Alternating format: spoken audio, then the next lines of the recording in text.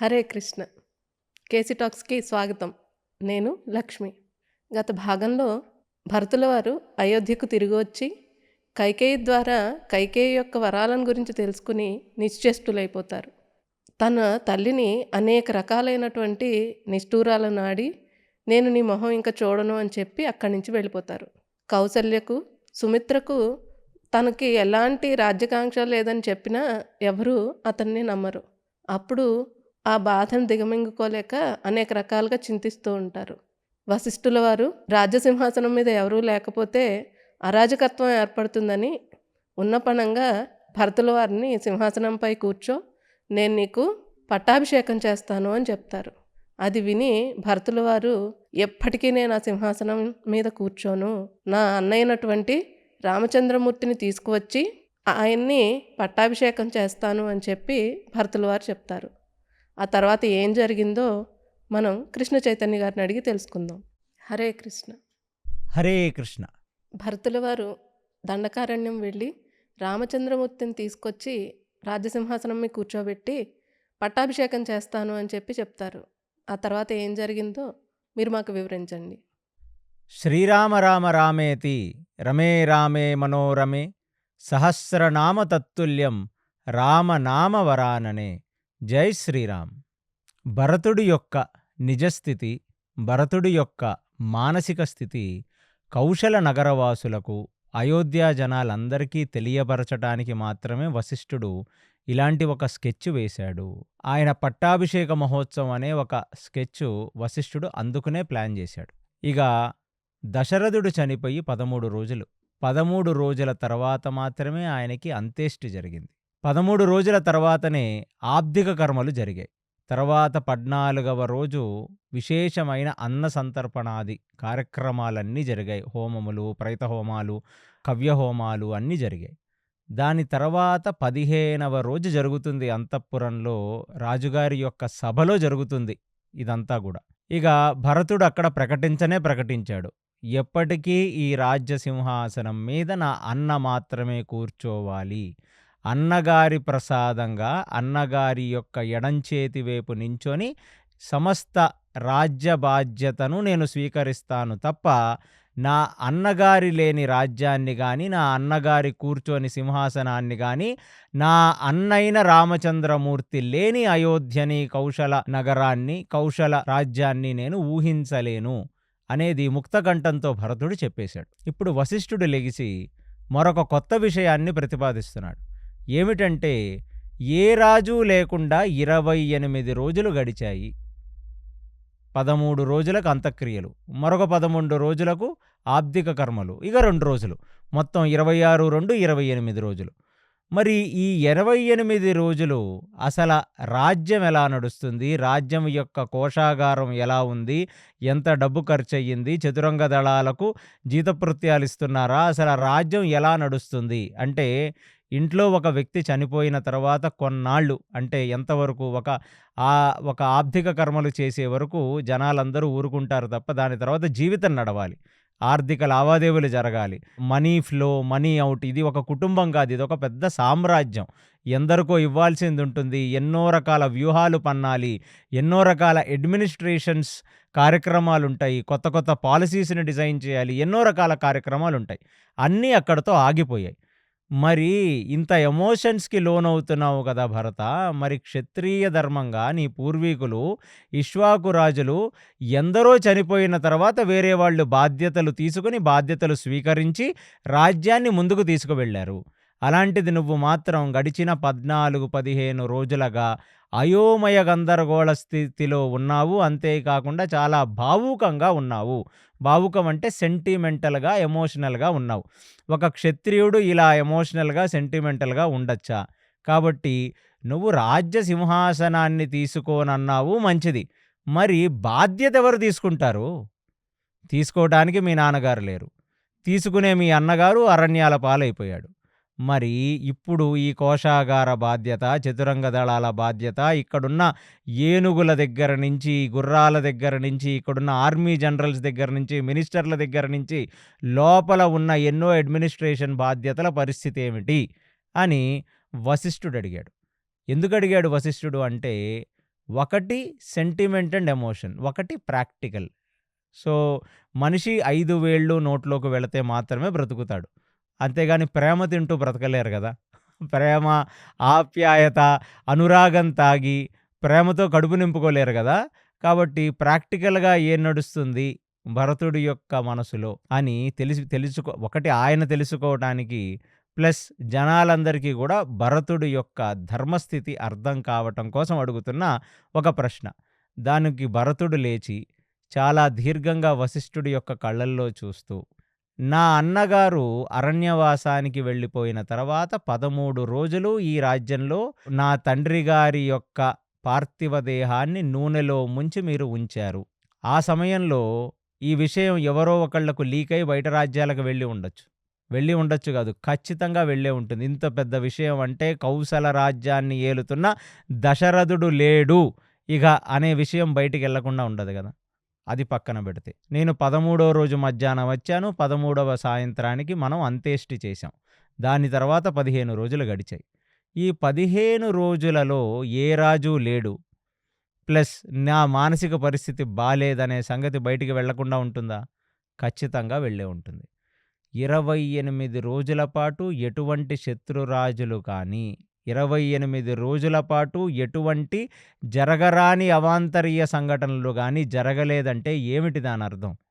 మా అన్నగారి పుణ్యం ఈ రాజ్యాన్ని నడిపిస్తుంది తప్ప, ఒకడు వచ్చి బాధ్యత తీసుకొని నడపాల్సిన అవసరం లేదు. అన్నగారి పుణ్యం నడిపించడం ఏమిటండి? చాలా వింతగా ఉంది. ఇందాకే కదా మీరన్నారు, ఆప్యాయత తాగి, అనురాగం తిని, ప్రేమతో ఆకలి నింపుకోవటం అనేది కుదరదు అని అన్నారు. రాముడి యొక్క ధర్మనిరతి ఈ రాజ్యాన్ని నడిపిస్తుంది అని ఎలా చెప్తున్నాడు? దాన్ని జనాలు ఎలా స్వీకరిస్తున్నారు? ఇంత ఇంప్రాక్టికల్‌గా ఉంది వినటానికంటే, ప్రాక్టికల్ ఏమిటంటే రాముడి యొక్క భుజపరాక్రమాలు ఆ రోజుకి యావత్ భూమండలంలో తెలిసిపోయాయి. 17 సంవత్సరాల బాలుడు శివధనుర్భంగం చేశాడు. 16, 17 సంవత్సరాల బాలుడు తాటక సంహారం చేశాడు. మారీచిని, సుబాహుని సంహరించాడు. మారీచిని నిగ్రహించాడు. కొన్ని వందల రాక్షసులను తెగతార్చాడనే సంగతి భూమండలంలో ప్రతి చోట, ప్రతి రాజ్యానికి విస్తరించింది. రాముడి యొక్క భుజ పరాక్రమాన్ని ఊహించుకున్నారు కాబట్టే రాముడు లేని రాజ్యంలో, దశరథుడి పార్థివ దేహం ఉన్న రాజ్యంలో ఎవరూ కూడా ఆ సాహసం చెయ్యలేదు. వచ్చి ఎవరూ అటాక్ చేసే ప్రయత్నం చేయలేదు. ఇక ప్రతిరోజు నడవాల్సిన కోశాగారం కానీ, రాజధర్మం కానీ, ఆ రాజ్యంలో జరుగుతున్న మంచి చెడులు కూడా రాముడు ఈ నేల మీద నడిచాడు కాబట్టి, రాముడు ఈ కోశల నగర వీధుల్లో తిరిగాడు కాబట్టి, రాముడి పాద ధూళి సోకిన ఆ నేల మీద ఎటువంటి అవాంతరీయ సంఘటన జరగదు. రాముడు లేని రాజ్యంలో ఎటువంటి కష్టం రాదు. నాకు ఆ నమ్మకం ఉంది. జనులారా మీరేమంటారు అని చెప్పి భరతుడు అరవగానే అక్కడ ఉన్న జనులందరూ కూడా ఖచ్చితంగా రాముడు నడిచిన లేలలో ఎలాంటి అధర్మము జరగదు, ప్రాక్టికల్లీ ఎలాంటి ప్రాబ్లమ్స్ రావు. మన కోశాగారంలో నిధులైపోవటం, దాని తర్వాత మన రాజులలో రాజు లేడు కాబట్టి ఇక్కడ విపరీతమైన పాలిటిక్స్ రావటం, ఈ మినిస్టర్లకు ఒకళ్ళు పడక ఏదో ఒక షడ్యంత్రాలు చెయ్యటం, ఇట్లాంటివేమీ చెయ్యరు. కాబట్టి మేము ఖచ్చితంగా భరత మీరు చెప్పిందే మేము విశ్వసిస్తున్నాం. రాముడు యొక్క భుజపరాక్రమాలు రాముడు లేనప్పటికీ ఈ రాజ్యాన్ని కాపాడతాయని మేము ప్రత్యేకంగా విశ్వసిస్తున్నాం అనగానే ఇప్పుడు భరతుడు ఒక ఎమోషనల్ స్పీచ్ ఇచ్చాడు. మరి రాముడు లేనప్పుడే ఇంత బాగా చూచుకుంటే, అంటే శారీరకంగా అయోధ్యలో లేనప్పుడే రాముడి యొక్క ప్రభావం అయోధ్య మీద ఇంతగా ఉంటే, మరి రాముడే వచ్చి సింహాసనం మీద కూర్చొని సశరీరంగా అయోధ్యని వేలతే చూద్దామని అనుకుంటున్నారా ప్రజలారా మీరందరూ అని గట్టిగా అరిచేసరికి ప్రజలందరూ ముక్తకంఠంతో అవును మేము చూద్దాం అనుకుంటున్నాం అని అనేసరికి అప్పుడు పైకి లేచిన వశిష్ఠుడు, వామదేవుడు, జాబాలి అందరూ కలిసి ప్రజల హృదయము, భరతుడి హృదయము, మా అందరు హృదయము ఒకటే. సో రామరాజ్యం అనేది రాముడు లేనప్పుడు రాముణ్ణి మనసులో పెట్టుకొని ఊహించుకున్నా అక్కడ రామరాజ్య స్థాపన జరుగుతుందంటే సాక్షాత్తు కోదండాన్ని చేపట్టుకున్న రాముడు వచ్చి రాజసింహాసనం మీద కూర్చొని ఏలుతూ ఉంటే ఇక రామరాజ్యం ప్రత్యేకంగా చెప్పనవసరం లేదు. ఆ ఊహ అనేది అవసరమే లేదు. రాముడు లేని చోటే రామరాజ్యం ఉంటే రాముడు ఉన్న చోట ఖచ్చితంగా రామరాజ్యం ఉంటుంది. కాబట్టి మనందరం వెళ్ళి రాముడిని బతిమాలి రాముడిని తెచ్చుకుందాం, నాతో మీరందరూ వస్తారా అని భరతుడు ఒక ఆదేశం ఇచ్చాడు. అనగానే అక్కడున్న వాళ్ళందరూ మేమందరం మీతో వస్తాం, చలో రాముడు ఎక్కడున్నాడో దండకారణ్యంలోకి అక్కడికి వెళ్ళి రాముణ్ణి మనం అందరం తీసుకువద్దాం అని జనాలందరూ కూడా ప్రతిధ్వనించేలాగా అక్కడ కేకలు వేశారట. ఇక అది చూచిన భరతుడు ఇప్పుడు అక్కడ నించొని రేపు పొద్దున్న సూర్యోదయ సమయానికి మనం అయోధ్య వదిలి రాముడు ఎక్కడున్నాడో ఆ రాముణ్ణి వెతుకులాటకై మనం అందరం వెళదాం. ఎందుకంటే ఎంతైనా ఇక్కడ మా అమ్మ చేసిన తప్పు మనందరం కూడా రాముణ్ణి వెళ్ళేలాగా చేశాం.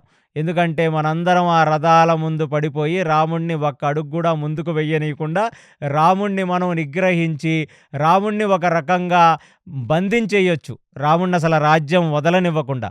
కానీ జనాలు ఎవరికీ అర్థం కాలేదు. అదంతా ఒక షాక్. ఆయనని దశరథుడు పిలవటం, ఆయన చెప్పడం, ఆయన దానాలు ఇవ్వటం, ఆయన మళ్ళీ వెళ్ళి దశరథుడి దగ్గర నించోవటం, అక్కడి నుంచి వెళ్ళిపోవటం అంతా ఊహించలేని ఒక విషయం కళ్ళు మూసి కళ్ళు తెరిచే లోపల అయిపోయింది. కాబట్టి ఖచ్చితంగా మనం అందరం వెళ్ళి రాముణ్ణి బతిమాలతే రాముడు కాదనడు. కాబట్టి మనందరం కలిసి రేపొద్దున బయలుదేరదాం. ఒకవేళ రాముడు కానీ రాకపోతే ప్రజలారా మీరెవ్వరూ కూడా భయపడవద్దు. రాముడు 28 రోజులు లేకపోయినప్పుడు ఎలా అయితే రాముడి యొక్క మనసు, రాముడి యొక్క ఆత్మ ఎప్పుడూ కూడా అయోధ్యలోనే ఉన్నట్టుగా ఎటువంటి శత్రుసేనలు మన మీదకు రాకపోగా, ఎటువంటి అవాంతరణీయ సంఘటనలు ఇక్కడ జరగకపోగా, మన కోశాగారంలో ఉన్న డబ్బు ఎప్పటికీ ఖాళీ కాకుండా అన్ని రకాలుగా బానే ఉంది. కాబట్టి నేను ఒకవేళ రాముడు రానంటే నేను రాముడు ప్లేసులో 14 సంవత్సరాల అరణ్యవాసం చేసి రాముణ్ణి తీసుకొని వచ్చి ఇక్కడ కూర్చోబెడతాను. లేదు, నేను ఖచ్చితంగా నా తండ్రికి మాట ఇచ్చాను కాబట్టి తమ్ముణ్ణి నేను కూడా అన్నగారి హృదయంలో నేను సమానమే, అన్నగారు యొక్క ఆత్మని నేను కూడా. కాబట్టి నేను ఆ అరణ్యవాసం అంతా చేసి ఇక్కడికి రాముణ్ణి తీసుకొని వచ్చి కూర్చోబెడతాను. నాతో పాటు మీ అందరూ కూడా వచ్చి మీ ఆలోచనని రాముడికి వ్యక్తపరచవలసినది అని ఆదేశించడంతో ఇక వశిష్ఠుడు కూడా ఎంతగానో ఆనందించాడు. ఆనందించి పొద్దున్నే 5:10 అనే ఒక ముహూర్తం వశిష్ఠుడు పెట్టాడు. రేపొద్దున కోడి కుయ్యగానే 5:10 నిమిషాలకు మనం అందరం కూడా చతురంగ బలాలతో, అంటే అక్కడున్న జనాలందరూ వెళుతున్నారు రాముని చూడటానికి, చతురంగ దళాలతో ఇక్కడ ఉన్న యావత్ సైనికులతో మొత్తం అయోధ్య మనం కలిసి వెళ్ళి రామచంద్రమూర్తి కాళ్ళ మీద పడి రాముణ్ణి బతిమాలి మనందరం తెచ్చుకుందాం అని చెప్పటంతో ఆ రోజు పూర్తయింది. ఎప్పుడెప్పుడు రామచంద్రమూర్తిని చూస్తానా అని ఆ రాత్రి భరతుడు నిద్రించిందే లేదట. ఇక పొద్దున్నే లెగగానే ఆయన ఆ రోజు 3 గంటలకే లెగిసి తన యొక్క సంధ్యావందనాది క్రియలు చేయవలసిన ధార్మిక పూజలన్నీ పూర్తి చేసిన తర్వాత బయటికి వచ్చి చూస్తే ఇంకా సూర్యోదయం అవ్వలేదు. పూర్తి కౌశల నగరంలో గుర్రాలు, గాడిదలు, కంచర గాడిదలు, దాని తర్వాత అక్కడ ఉన్న పెద్ద పెద్ద ఏనుగులు, అంతఃపురంలో రాజుగారు వాడే పెద్ద పెద్ద అశ్వాలు, ఎన్నో రకాల రథాలు అన్నీ రెడీ అయిపోయాయి ఇక బయలుదేరటానికి.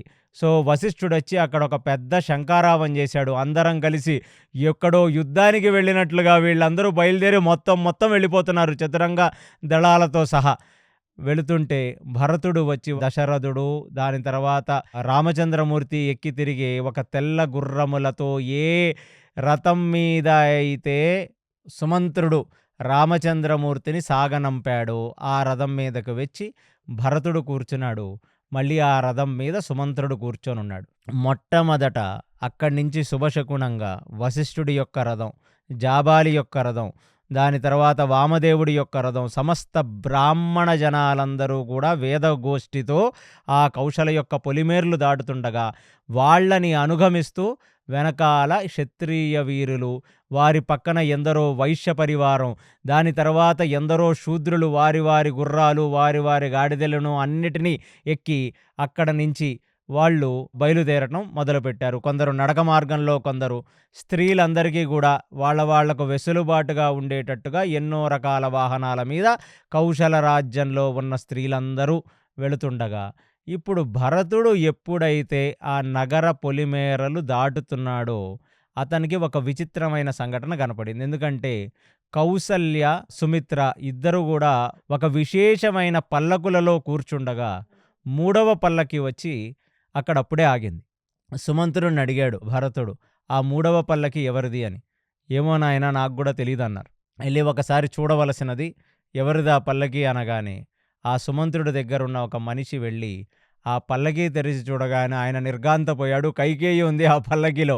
అప్పుడు వచ్చి చెప్పారు, స్వామి మీ తల్లిగారైన కైకేయి ఉంది అనగానే భరతుడికి ఎక్కడ లేని కోపం వచ్చింది. భరతుడు రథం దిగి వెళ్ళి కైకేయిని అడిగాడు, ఏమిటి, ఎందుకు వచ్చావు నువ్వు ఇక్కడికి అని.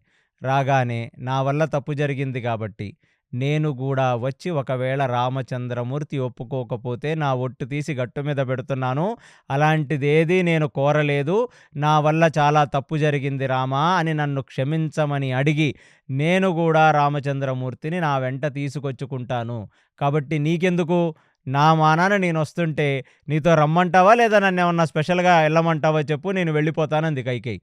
ఇక మరో మాట మాట్లాడకుండా బుద్ధి మారిన వాళ్ళకి ఎందుకు బుద్ధి మారింది అని అడగటం అనేది అనవసరం. వాళ్ళ బుద్ధి మారిందని తెలుసుకొని మనం హ్యాపీగా ఉంటే చాలు.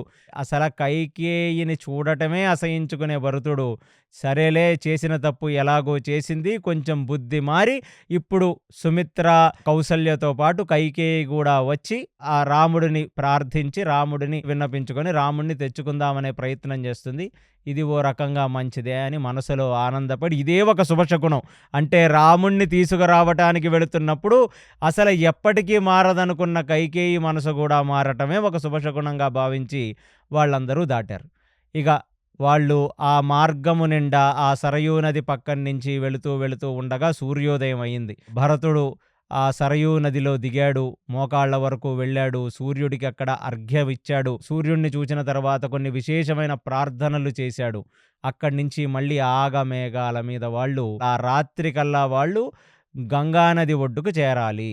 సో అలాంటిది దారి పొడుగుతా వెళుతుంటే ఉన్న వాళ్ళందరూ కూడా నగరవాసులు, పల్లెవాసులు, అక్కడ పని చేసుకుంటున్న జనాలు, పొలాలలో పనిచేసుకుంటున్న జనాలు, ఆవులను మేపటానికి వెళ్ళిన గొల్లవాళ్ళు అందరూ కూడా భరతుడు వైపుకి ఒక విచిత్రంగా చూశారంట.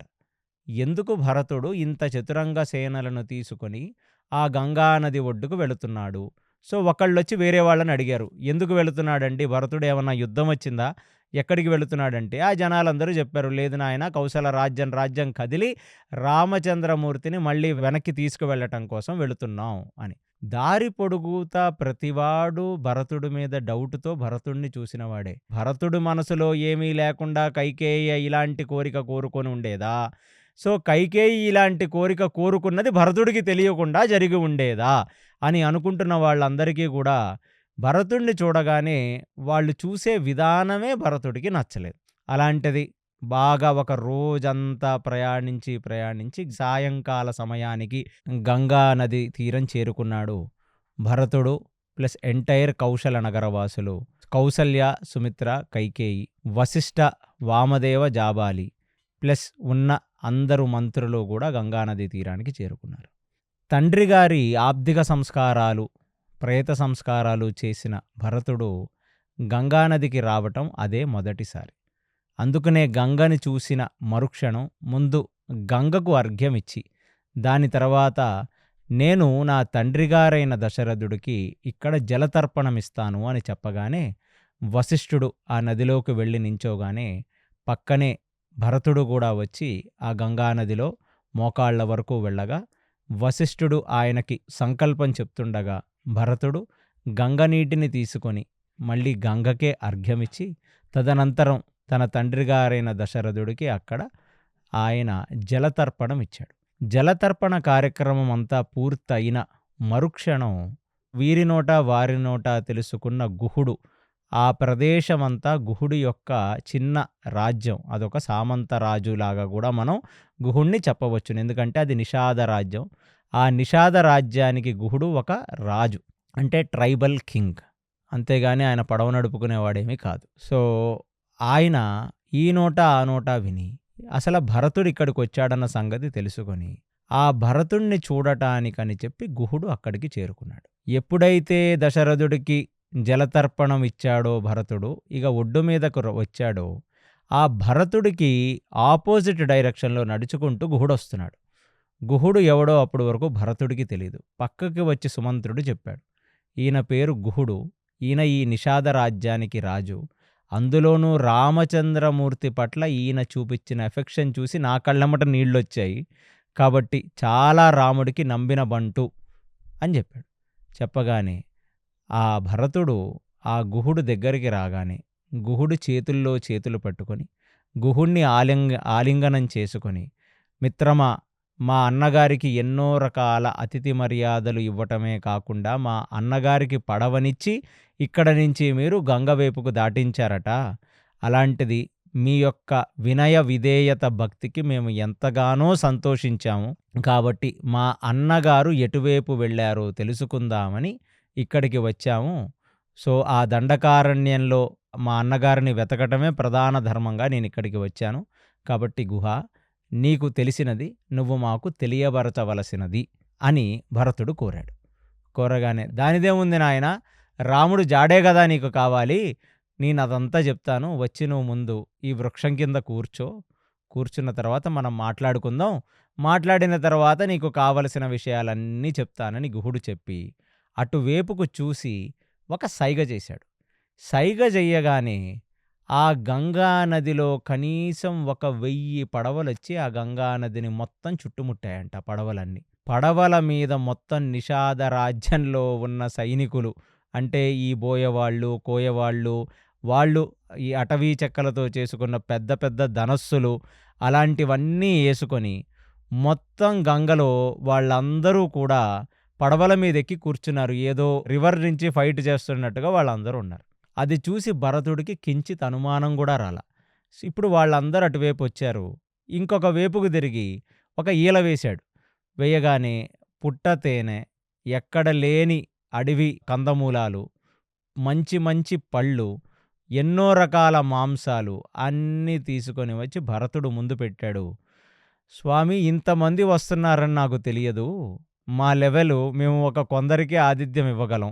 నువ్వు ముందే గాని చెప్పుండుంటే, కనీసం ఒక 2 రోజుల వర్తమానం ఇచ్చుండుంటే, వచ్చిన వీళ్ళందరికీ కూడా నేను అన్నపానీయాలు సమకూర్చేవాడిని. పెద్ద అన్న సంతర్పణే చేసేవాడిని.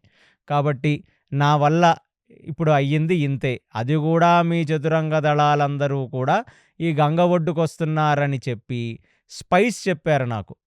అంటే దూతలు చెప్పారు. అందుకనే నా వల్ల అయ్యింది, నేను తీసుకొనొచ్చి అడవిలోంచి ఇవి అవి కోసుకొనొచ్చి నీకిచ్చాను. ముందు ఇవి ఆరగించండి, దీని తర్వాత మనం మాట్లాడదాం అనగానే సుమంత్రుడికి ఎక్కడ లేని అనుమానం వచ్చింది. గుహుడు యొక్క పరిస్థితి చూసి, ఆ గంగా నది నిండా ఉన్న 1000 పడవలు, ఆ 1000 పడవల మీద ఉన్న సైనికుల్లాంటి వాళ్ళు, వాళ్ళ చేతుల్లో ఉన్న ధనస్సులు, ఆ పడవల్లో ఉన్న పెద్ద పెద్ద బరిసెలు, పళ్ళాలు లాంటివన్నీ చూసి కించిత్ అనుమానం వచ్చింది సుమంత్రుడికి. దగ్గరికి వచ్చి భరతుడికి చెప్పనే చెప్పాడు. చెప్తే ఇప్పుడు భరతుడన్నాడు, మా అన్నగారు అక్కడికి వెళ్ళిపోయారు గదా! కాబట్టి నాకేమీ పెద్దగా ఆకలి దప్పికలు పెద్దగా లేవు. అందులో మా తండ్రి గారైన దశరథుడు చనిపోయి ఇవాల్టికి 15వ రోజు. ఆ తర్పణం ఇవ్వటానికే నేను నదిలో వెళ్ళాను. కాబట్టి నాకిప్పుడు అంతగా తినబుద్ధి కావట్లేదు. కాబట్టి ఇది మిగతా వాళ్ళందరికీ పంచెయ్యవలసినది అని చెప్పి భరతుడు ఆదేశించాడు. వాటిని ఒక్కసారిగా ముట్టుకొని స్వీకరించినట్లే అనేటట్లుగా గౌరవపూర్వకంగా వాటిని ఒకసారి స్పృశించాడు. స్పృశించిన తర్వాత ఇప్పుడు గుహుడు మిగతా వాళ్ళలాగా లోపల ఒకటి బయటకొకటి మాట్లాడే మనిషి కాదు. ఇంతసేపు మాట్లాడకుండా ఉన్నదే పెద్ద విషయం. ఇప్పుడు భరతుడిని చూసి అన్నాడు, నీ అన్నగారిని కలుసుకోవటానికి నువ్వు వెళితే ఒంటరిగా వెళ్ళాలి, లేదా నలుగురు మనుషుల్ని తీసుకొని వెళ్ళాలి, లేదా ఓ 20 మంది భటులను తీసుకొని వెళ్ళాలి. అలా కాదు, అరణ్యాలకు వెళుతున్నాం, పెద్ద పెద్ద రాకాసి గద్దలు, పెద్ద పెద్ద కొండ సిలువలు, అరణ్య మృగాలు, పులులు, తోడేళ్ళు, పెద్ద పెద్ద గజాలు, సింహాలు ఉంటాయని భయపడితే ఓ 100 మందిని తీసుకొని వెళ్ళాలి గాని యావత్ కౌసల రాజ్యంలో ఉన్న చతురంగ దళాలను ఇంతమందిని నువ్వు వెంటేసుకొని వెళ్తున్నావంటే ఇది నీ అన్నగారిని చూడటానికి వెళుతున్నట్టు లేదు. నీ అన్నగారిని ఏమన్నా చంపాలనే ఆలోచన నీకు ఉంటే ఇక్కడే చెప్పు. మా వల్ల కాకపోయినా మా శక్తికి మించి యుద్ధం చేసి నిన్ను పడగొట్టి మేము రామచంద్రమూర్తిని రక్షించుకుంటాం. కాబట్టి భరత అని కన్ను ఎర్ర చేసి భరతుణ్ణి నిగ్రహించి నియంత్రించేలాగా మాట్లాడాడు గుహుడు.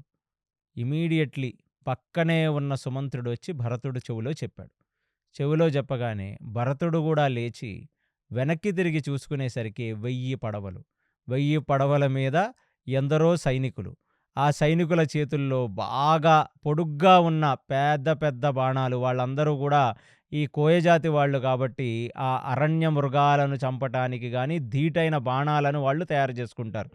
ఈటలు, బళ్ళెలు, కొడవళ్ళు, ఎన్నో రకాల అటవీ మృగాలను వేటాడటానికి వాళ్ళు ఉపయోగించే విశేషమైన ఆయుధాలతో ఉన్నాయి.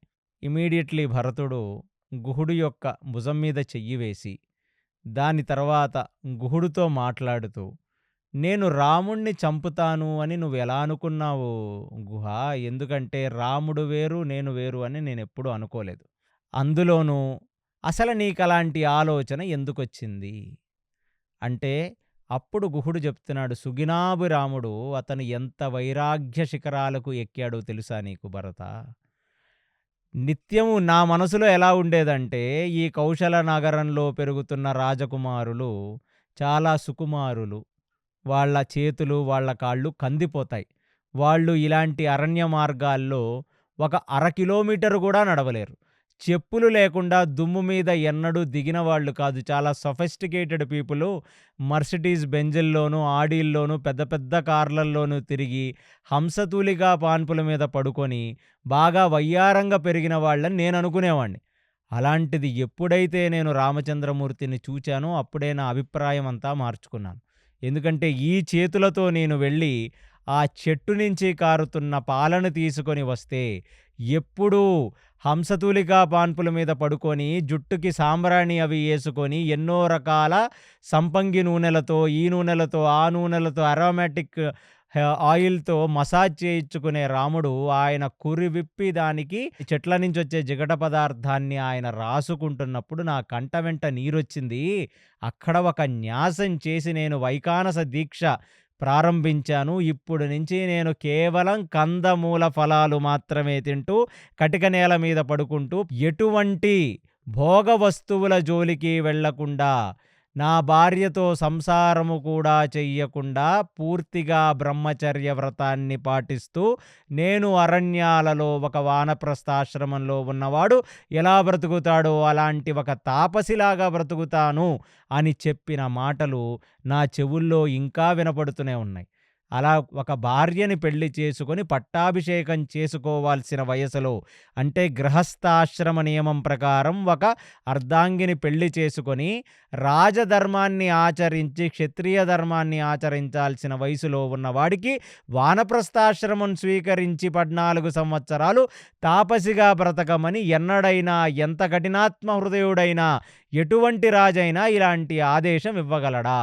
మా ఇళ్లల్లో పెరుగుతున్న పిల్లలకు కూడా మేము అలాంటి ఆదేశాలు ఇవ్వం. మేము అరణ్యాలలో తిరుగుతూ పుట్టల వెంట, చెట్ల వెంట, కొండల వెంట తిరుగుతుంటాం కానీ వాళ్లకు కూడా ఇలాంటి ఒక ఆదేశం మేమివ్వం. ఇలాంటి చాలా కష్టమైన ఒక ఆశ ఎలా వచ్చింది దశరథుడికి? అలాంటి ఒక ఆలోచన ఎలా చేశాడు? అంత కోమలంగా ఉంది సీతామాత.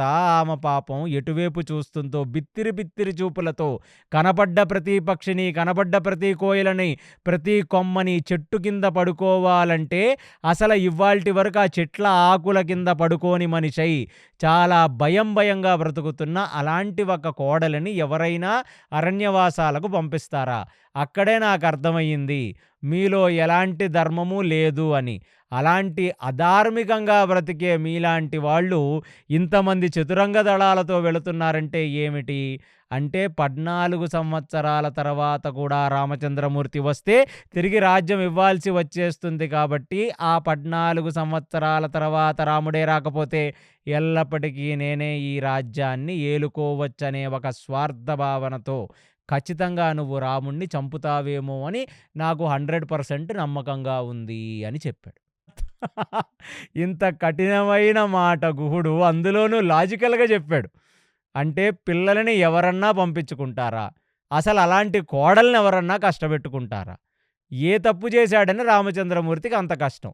అంటే అవసరం లేని కష్టం ఇంత కఠినాత్ముడుగా ప్రవర్తించిన మీ రాజ్యంలో ఉన్న మీ తండ్రి గారు గాని, ప్లస్ అలాంటి ఒక రాజసింహాసనం మీద కూర్చోవాలనుకుంటున్న నువ్వు గాని, మీలో నాకే ధర్మము కనపడలేదు కాబట్టి, ఒకసారి ధర్మం తప్పిన వాడు ఇంకొకసారి ధర్మం తప్పడన్న గ్యారంటీ ఏమిటి?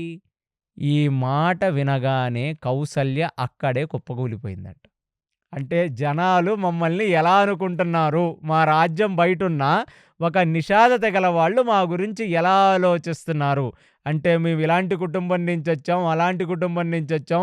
మా తాతలు నేతులు తాగారు, మా మూతులు వాసనలు చూసుకోండి అని అనుకుంటున్న వాళ్ళకి ఇవాళ ప్రజలేమనుకుంటున్నారో ఆలోచించి ఒక్కసారిగా ఆమె పట్టపు స్త్రీ, అందులోనూ ఫస్ట్ ప్రిన్సిపల్ క్వీన్, ఆమె అస్సలు తీసుకోలేక ఆమె కుప్పగూలిపోయింది. భరతుడు ఏమనగలడు?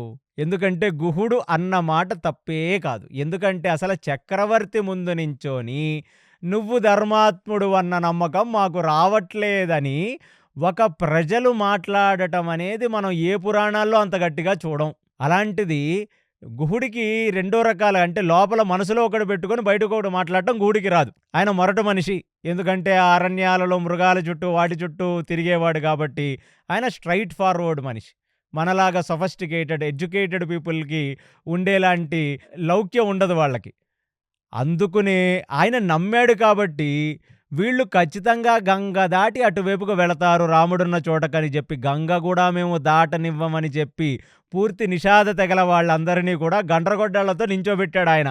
గంగ లోపల మీరు కదలండి రా, నేను చూసుకుంటానని. అందుకనే ఇప్పుడు కరెక్ట్‌గా మొఖం మీద చెప్పేశాడు. భరతుడు గుహుడి యొక్క భుజం మీద చెయ్యేసి కైకేయి వైపుకు చూశాడిప్పుడు. చూసి, ఎంత దౌర్భాగ్యమైన పరిస్థితుల్లో నిలబెట్టావమ్మా నువ్వు నన్ను. నీకు పుట్టటం బట్టి కాదు, ఎవరెవరో ఏయేయో మాటలు మాట్లాడుతున్నారు నన్ను. మన రాజ్యంలో ఎవరినీ ఒక మాట మాట్లాడనివ్వకుండా చాలా దగ్గర నుంచి సుమంత్రుడు మిగతా మినిస్టర్స్ అన్నీ చూసుకొని, అంటే అన్న సంతర్పణ జరుగుతున్నప్పుడు భరతుడు అక్కడికి వచ్చి అగ్నికార్యం పితృహోమాలు లాంటివి చేస్తున్నప్పుడు ఎవరైనా ఒక అనరాని మాట అంటారేమో, భరతుడి చెవు వెంట పడుతుందేమో, ఆ చెవిలో పడ్డ మాట హృదయాన్ని దహించి వేస్తుంది కాబట్టి అందరూ చాలా జాగ్రత్తగా మెలిగారు. మరుసటి రోజు ఒక అగ్ని పరీక్షే పెట్టాడు వశిష్ఠుడు అక్కడ. ఎవ్వరూ ఒక మాట మాట్లాడలేదు గానీ గుహుడు మాత్రం బట్టలిప్పేశాడు అక్కడ.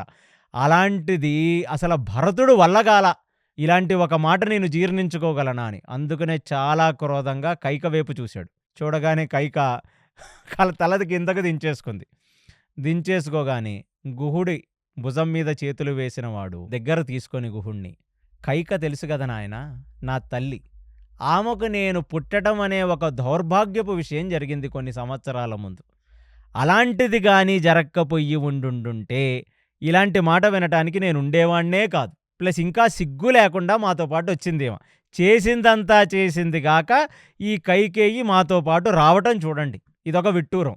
వినమ్మా విను, నీ కొడుకుని నలుగురు ఎలా పొగుడుతున్నారో విను. ఇప్పుడు పొందమ్మా నువ్వు పుత్రగాత్ర పరిశ్రంగ సుఖం పొందుదామనుకున్నావు కదా. నేను రాముడు కూర్చోవలసిన సింహాసనం మీద నేను కూర్చుంటే జనాలందరూ నిన్ను కీర్తిస్తుంటే చెవులారా అది విని రాజమాతగా నేను పుత్రగాత్ర పరిశ్రంగ సుఖం పొందుదామని అనుకున్నావు కదా. వినమ్మా, ఎంత కీర్తో విను. ఈ నిషాద రాజ్యానికి చెందిన గూడన్న మాటలు విను. ఈయన బయటికి అంటున్నాడు, మిగతా వాళ్ళు బయటికి అనట్లేదు అంతే. కాబట్టి ఎంత మంచి ఖ్యాతి తెచ్చావమ్మా, మహాజననివి నువ్వు. అబ్బబ్బబ్బబ్బా, నీకు పుట్టడం అనేది నేను ఎన్నో జన్మల్లో చేసుకున్న అదృష్టం అనగానే కైకేయి అక్కడి నుంచి వెళ్ళిపోయింది. ఏం మాట్లాడలేదు. ఇంకేమి సుఖం, ఎందుకంటే ఒక రాజ్యంలో సామంతరాజు లెవెల్లో కూడా లేడు. నిషాద రాజ్యానికి చెందిన అదొక పెద్ద రాజ్యంగా కూడా వీళ్ళు పరిగణించరు. అలాంటిది గుహుడు ఇంత పెద్ద మాట అనేసరికి ఇక ఎవరికన్నా ఏమనిపిస్తుంది. కానీ గుహుడు యొక్క ధైర్యం చూడండి. ఇంతమంది చతురంగ దళాలతో వచ్చినవాడు భరతుడంటే ఏమిటి? భరతుడు పక్కన, ఎదుట, ముందు అంతా మిషన్ గన్స్, AK-47 పట్టుకొని మొత్తం అంతా నించొనుంటారు. ఒక పెద్ద సెక్యూరిటీ. అది సగం భూమండలాన్ని ఏలుతున్న రాజ్యం కౌసల రాజ్యం అంటే. దాని రాజకుమారుడంటే ఆయన నార్మల్ వ్యక్తి ఏమీ గాదు భరతుడు. అలాంటిది భరతుడు కళ్ళల్లో చూసి ఇంత ధైర్యంగా ఇంత మాట మాట్లాడాడంటే పూర్తిగా రాముడికి శరణాగతి పొందినవాడాయన. నన్ను పాలల్లో ముంచినా, నీళ్ళల్లో ముంచినా రాముడు చూసుకుంటాడు. నాదేముందని రాముడిని అంత మనసారా ప్రేమించిన వ్యక్తి. అందుకనే వాల్మీకి గుహుడు యొక్క క్యారెక్టర్ చెప్తూ రాముడి యొక్క ఆత్మ సంబంధికుడని చెప్పారు వాల్మీకి. రాముడి యొక్క అంతరాంగిక మనిషి అని చెప్పారు వాల్మీకి. అందుకనే ఆయన దీక్ష తీసుకుంటే రాముడు గుహుడి దగ్గర నుంచి తెప్పించుకున్నాడు ఆ దీక్షకు కావలసిన ఆ జిగట పదార్థాన్ని. అలాంటిది గుహుడిని ఎలా నమ్మించాలో అర్థం కాని భరతుడు వశిష్ఠుణ్ణి పిలిచాడు, సుమంత్రుణ్ణి పిలిచాడు, అక్కడున్న వామదేవ, జాబాలి సమస్త యోగి పుంగవులందరినీ పిలిచాడు. వాళ్ళ సాక్ష్యంగా చెప్తున్నాడు, ఒక్క నాటికి గుహ రాముడిని చంపటమా? అసలు రాముడి కాళ్లల్లో ముళ్ళు దిగితే నా గుండెల్లో ముళ్ళు దిగినట్టు, రాముడు కంటెమట నీళ్ళొస్తే నా కంటెమట నెత్తురొచ్చినట్టు. ఒక్క నాటికి రాముడు వెనకాల నించొని రాముడిని వెన్నుపోటు పొడుద్దామన్న ఆలోచన నా నుంచి ఒక 100 మైళ్ళ దగ్గరికి రాను కూడా లేదు. అంటే అంత దూరంలో ఆగిపోతుంది అలాంటి ఏమన్నా ఆలోచన. నన్ను చేరదు. నా మనసులో అలాంటి ఒక పూనిక రాదు. కేవలం నా తల్లి కొందరి చేత విషం తాగి అలాంటి విషాన్ని మా రాజ్యంలో చిమ్మింది. నేను అలిసిపోయాను గుహ. నేను గడిచిన 15 రోజులుగా రాముడికి వెన్నుపోటు పొడిచాననే విషయాన్ని నేను భరించలేక, అది నా మానసికంగా నన్ను దహించి వేసి నా శరీరం మీద ఒక పెద్ద భారంగా ఉంది. నువ్వు నన్ను ఈ మాట అన్నావని నాకు ఏ బాధ లేదు, కానీ నేను మాటిమాటికి ఈ విషయాన్ని తలుచుకొని ఇంకా కృంగిపోతున్నాను. నన్ను క్షమించవలసినది గుహ. నువ్వసల రామచంద్రమూర్తి ఇక్కడికి వచ్చి జుట్టుకి ఆ జిగట పదార్థాన్ని రాసుకొని ఆయన ఒక తాపసిలాగా వెళ్ళిపోతున్నాడన్న సంగతి తెలిసే నేను ఎన్నో రకాల పరివేదన పొందుతున్నాను లోపల. కాబట్టి చచ్చిన పాముని ఇంకా మళ్ళీ మళ్ళీ చంపొద్దు. నా మనసులో అలాంటిది లేదు. కావాలంటే వీళ్ళందరూ దానికి గ్యారంటీ. నీకు నా మీద నమ్మకం లేకపోయినా వచ్చిన ఇంతమంది బ్రాహ్మణోత్తములు ఎక్కడైనా చతురంగ దళాలతో వెళతాం యుద్ధంతో గాని, ఆ కేవలం చిన్న చిన్న గుర్రాల మీద, గుర్రాలకు గాడిదలకు పుట్టిన కంచరగాడిదల మీద, వీటన్నిటి మీద నార్మల్ ప్రజలు కూడా తరలొచ్చేశారు. వాళ్ళకేం అవసరం ఇవన్నీ రావటానికి? నేనంటే దుర్మార్గుణ్ణవ్వచ్చు, నేను రాముడిని చంపడానికి బయలుదేరి ఉండొచ్చు. వాళ్ళందరూ తమాషా చూడలేరు కదా. కాబట్టి గుహ, నన్ను క్షమించు. ఇలాంటి ఒక నీలాప నింద నన్ను దహించి వేస్తుందయ్యా. మళ్ళీ మళ్ళీ ఈ మాట మాట్లాడవద్దు అని చెప్పి అక్కడ ఎంతో రకాలుగా ఏడుస్తూ ఏకాంతంలోకి వెళ్ళిపోయాడు భరతుడు. అప్పుడు గుహుడు కూడా కొంచెం నొచ్చుకున్నాడు. అయ్యో, మనం ఏమన్నా అనరాని మాట అన్నామా అంటే సుమంత్రుడు పక్కకు తీసుకెళ్ళి గుహుడికి చెప్పాడు, నాయనా నేను తెలుసు కదా, నేనే కదా రాముణ్ణి వచ్చి ఇక్కడ వదిలేసింది. కాబట్టి నువ్వు ఓవర్గా ఆలోచిస్తున్నావు. అలాంటిదేమీ జరగట్లేదు. ఆ మాటికి వస్తే రామచంద్రమూర్తి దండకారణ్యంలో ఎక్కడున్నాడో తెలుసుకొని మళ్ళీ భరతుడు రామచంద్రమూర్తిని తీసుకొని వచ్చి మళ్ళీ ఈ వశిష్ఠుడు పట్టాభిషేకం చేస్తే రామచంద్రమూర్తే ప్రభువుగా ఇక్కడ కూర్చుంటాడు గుహ. దయచేసి లోపల 10 రకాల ఆలోచనలు పెట్టుకోవద్దు. మాకు ఆ జాడ తెలియబరచవలసినది అని గుహుణ్ణి కోరాడు సుమంత్రుడు. కోరగానే గుహుడు అప్పటికీ ఆగల. ఎందుకంటే వీళ్ళందరూ కూడా ఏంటంటే వాళ్ళదొక రకమైన మనస్తత్వం. అరణ్యాలలో ఉన్నవాళ్ళు, వాళ్ళకి ఏదైనా ఎవిడెంట్లీ కనపడాలి, వాళ్ళకి అర్థం కావాలి. అంత తేలిగ్గా ఎవరిని పడితే వాళ్ళని నమ్మరు. భరతుడి దగ్గరికి వెళ్ళాడు. మిమ్మల్ని చూసి చాలా ఆనందించాను నాయన. మీకు అన్నగారి పట్ల ఉన్న ప్రేమను చూసి ఇంకా ఎన్నో రకాలుగా ముగ్ధున్నయ్యాను నాయన నేను. రా, కనీసం ఇప్పటికన్నా ఎంగిలిపడి ఏదన్నా తిందుగాని అని. మనసు చాలా బరువెక్కింది గుహ. నేనేమీ తినలేను. నేను కేవలం ఆ గంగాజలం తాగి ఇక్కడ విశ్రాంతి తీసుకుంటానంటే ఇలాగే ఆ రోజు రామచంద్రమూర్తి కూడా మనసు బరువెక్కిన వాడై కేవలం అన్నపానీయాలు ముట్టకుండా నీళ్లు మాత్రమే తాగి పడుకున్నాడు. రాముడు నీళ్లు మాత్రమే తాగాడన్న సంగతి తెలుసుకున్న జానకీమాత కూడా కేవలం నీళ్లు మాత్రమే తాగింది. అనగానే అసలు అన్నగారు పడుతున్న బాధని గమనించిన భరతుడు ఇక ఉండలేక ఆయన డిప్రెషన్‌లోకి జారిపోయి, ఇక మళ్ళీ కింద పడి ఆ నేలని తన చేతులతో కొడుతూ రోదించసాగాడు. అలా రోదిస్తున్న భరతుడి దగ్గరికి వశిష్ఠుడు వచ్చాడు. వశిష్ఠుడు వచ్చి, "క్షత్రియులకు ఆత్మధైర్యం ఉండాలి, ఆత్మనిర్భరం ఉండాలి. కాబట్టి నువ్వు పరిపరి విధాలా జనాల ముందు రోదించకు. కొంచెం స్ట్రాంగ్‌గా నిలబడు. దిగమింగుకో ఇలాంటి ఒక కష్టాన్ని" అనగానే ఇప్పుడు గుహుడు చేతులు పట్టుకొని, "నా రాముడు ఎక్కడున్నాడో నాకు చూపించవలసినది. అంటే ఇక్కడికొచ్చినప్పుడు ఏ చెట్టు దగ్గర ఉన్నాడు? ఎక్కడ నీళ్లు తాగాడు? ఏమిటో నాకు చూపించవలసినది" అనగానే గుహుడు భరతుడి యొక్క చేతులు పట్టుకుంటూ ఆయన తీసుకొని వెళ్ళి ఆ ఇంగుడి వృక్షం అంటే గార వృక్షం కింద ఎక్కడైతే ఆ రోజు రామచంద్రమూర్తి, సీతామాత పడుకున్నారో ఆ ప్రదేశాన్ని చూపించి, "నాయనా ఈ పక్క నేనే వేశాను. ఆయన వేసిన తర్వాత నుంచి ఇక్కడి నుంచి ఈ పక్క తీయనే లేదు." అంటే ఇవాల్టికి ఒక 25, 26 రోజులయిపోయింది రాముడు అక్కడి నుంచి వెళ్ళిపోయి. అయినా సరే రాముడు పడుకున్న చోటు చుట్టూ గూడా రాళ్ళను పరిచి, ప్రతిరోజు వచ్చి రామచంద్రమూర్తి, జానకీమాత ఇక్కడ పడుకున్నారని, దానికి సాష్టాంగ నమస్కారం చేసి వెళుతున్నాడంట గుహుడు. ఆ ప్రదేశాన్ని చూపించాడు.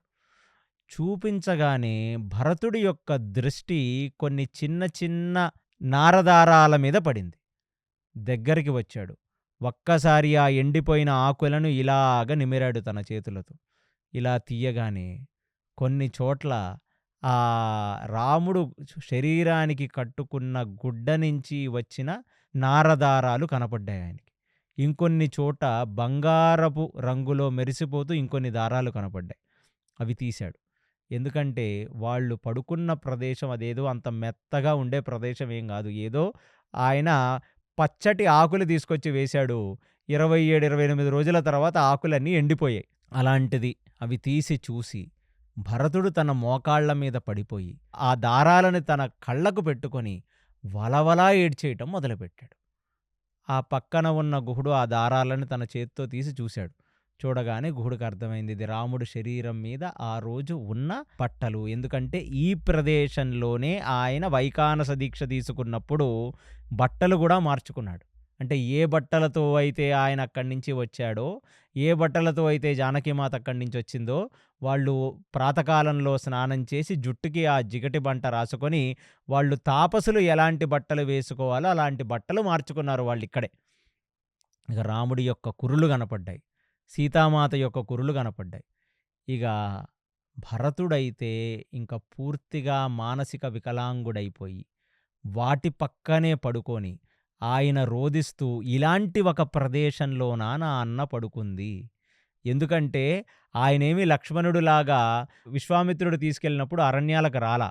సో, రామచంద్రమూర్తిని భరతుడు చూసిందల్లా హంసతూలికా పాన్పుల మీద అత్తర్లు అవి కొట్టుకొని, పెద్ద పెద్ద మెడికేటెడ్ ఆయిల్స్ అవి వేసుకొని, ఆ వెల్వెట్ క్లాతులు, మఖమల్ క్లాతులు లాంటివన్నీ వేసుకొని, ఆయన అంగరంగ వైభవంగా బ్రతికిన రామచంద్రమూర్తిని చూశాడు కానీ, చిన్న ఇంగూడి వృక్షం అంటే అదంతా ఒక ఎండిపోయిన వృక్షంలా ఉంటుంది గార చెట్టు.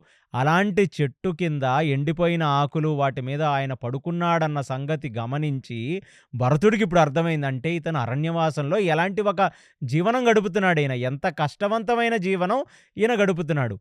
ఈయన గడిపాడు అది వేరే సంగతి. కానీ హంసతూలికా పాన్పుల మీద పడుకుంటూ చీనాంబరాలు వేసుకొని తిరిగిన సీతామాత కూడా ఇలాంటి ఒక బట్టలు వేసుకొని ఇంత కఠినమైన పరిస్థితుల్లో బ్రతుకుతుందా? ఇక లక్ష్మణస్వామి ఇలాంటి కఠినమైన పరిస్థితుల్లో తిరుగుతున్నాడా? అయ్యయ్యయ్యయ్యో! మన అమ్మ వల్ల ఎంత పెద్ద తప్పు జరిగిపోయింది.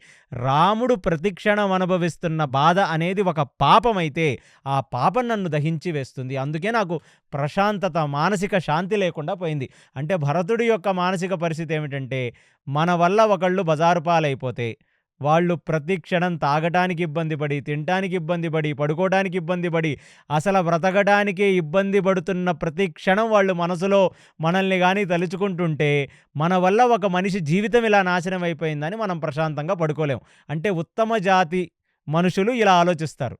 అధమజాతి మనుషులు వాడు మానాన వాడే పోతాడులే, ఏమైంది వాడి కర్మ, వాడిని అనుభవించనని వాడు హంసతాలూకా పాన్పుల మీద పాంచభాక్ష పరవన్నాలు తిని పడుకుంటాడు.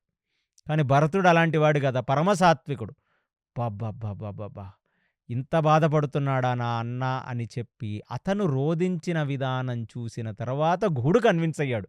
అమ్మా! లేదులే వీళ్ళ మధ్యన బాండింగు గట్టిగా ఉంది. రాముడి యొక్క నారదారాలు చూసే భరతుడు ఇంత రియాక్ట్ అయ్యాడంటే, ఆ లక్ష్మణస్వామి లాగానే భరతుడు గూడా చాలా లాయల్ పర్సనే.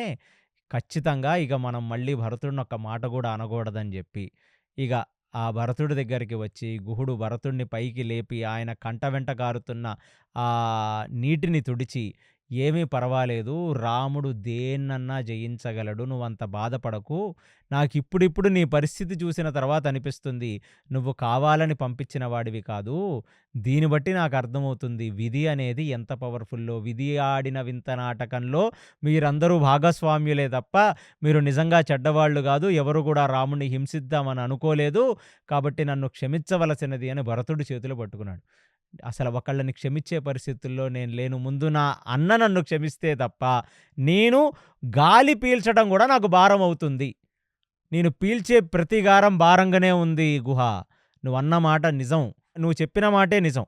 ఎందుకంటే, నా వల్ల ఇంత తప్పు జరిగింది. నా పుటకే తప్పసల. నా పుటక వల్లే ఇంత తప్పు జరిగింది. నేను గాని కైకేయికి పుట్టకపోయుండుంటే, ఇవాళ ఇలాంటి ఒక పరిస్థితి వచ్చేదే కాదు.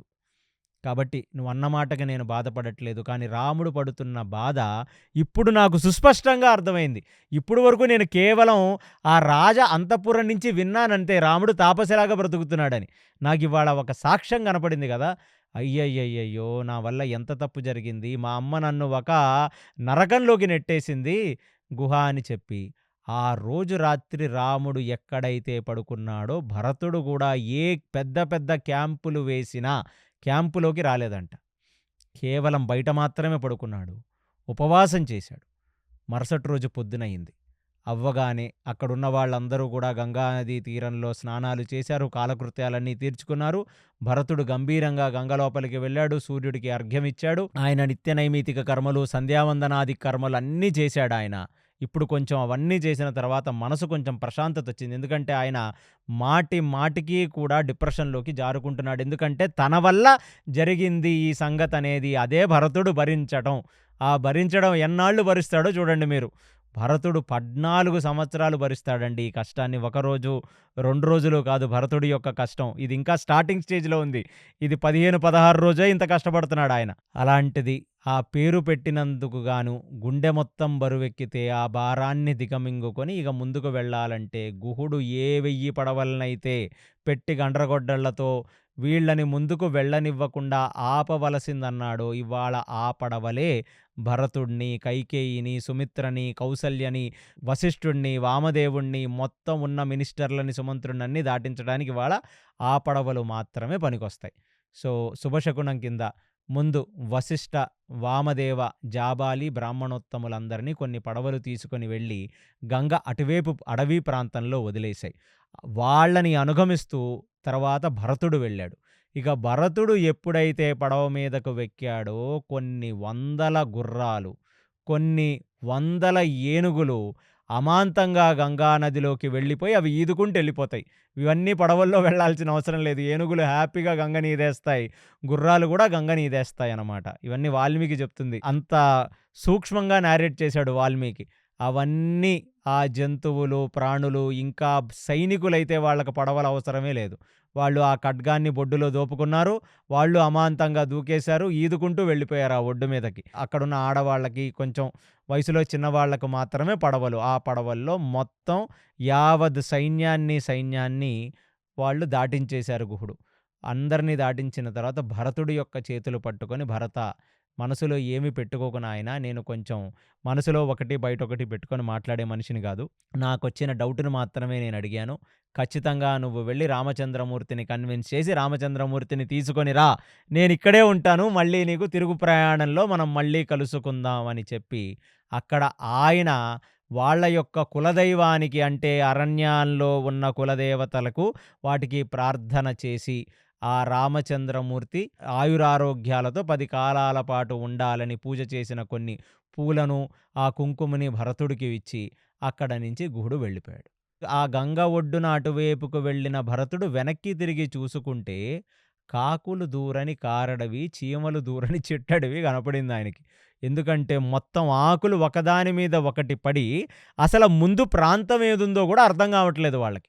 ఇమీడియట్లీ ఏం చేశాడంటే, ఆయన వేపు ఉన్న చతురంగ దళాలందరూ వెళ్ళి, ఆకులను కోసేస్తూ, కింద ఉన్న వాళ్ళు నడవటానికి ముందు ఉండేటప్పుడు, ఆ కింద పెద్ద పెద్ద గడ్డి అలాంటిది మొలిస్తే, పెద్ద పెద్ద ఖడ్గాలతో వాటిని కొడుతుంటే, ఆ గడ్డి మొత్తం తొలుగుతుంటే, ఆ గడ్డి మధ్యలో ఉన్న పాములన్నీ పరిగెత్తుతుంటే, అసల ఏనుగులు ఎప్పుడైతే అరణ్య మార్గాల్లోకి ఎంటరయ్యి, ఒక్కసారి ఏనుగులు అరిచాయో, అటువైపు గుర్రాలరిచాయో, అరణ్యం మొత్తం దద్దరిల్లి అసల అరణ్యంలో ఇంతమంది సైనికులు వచ్చిందే లేదట.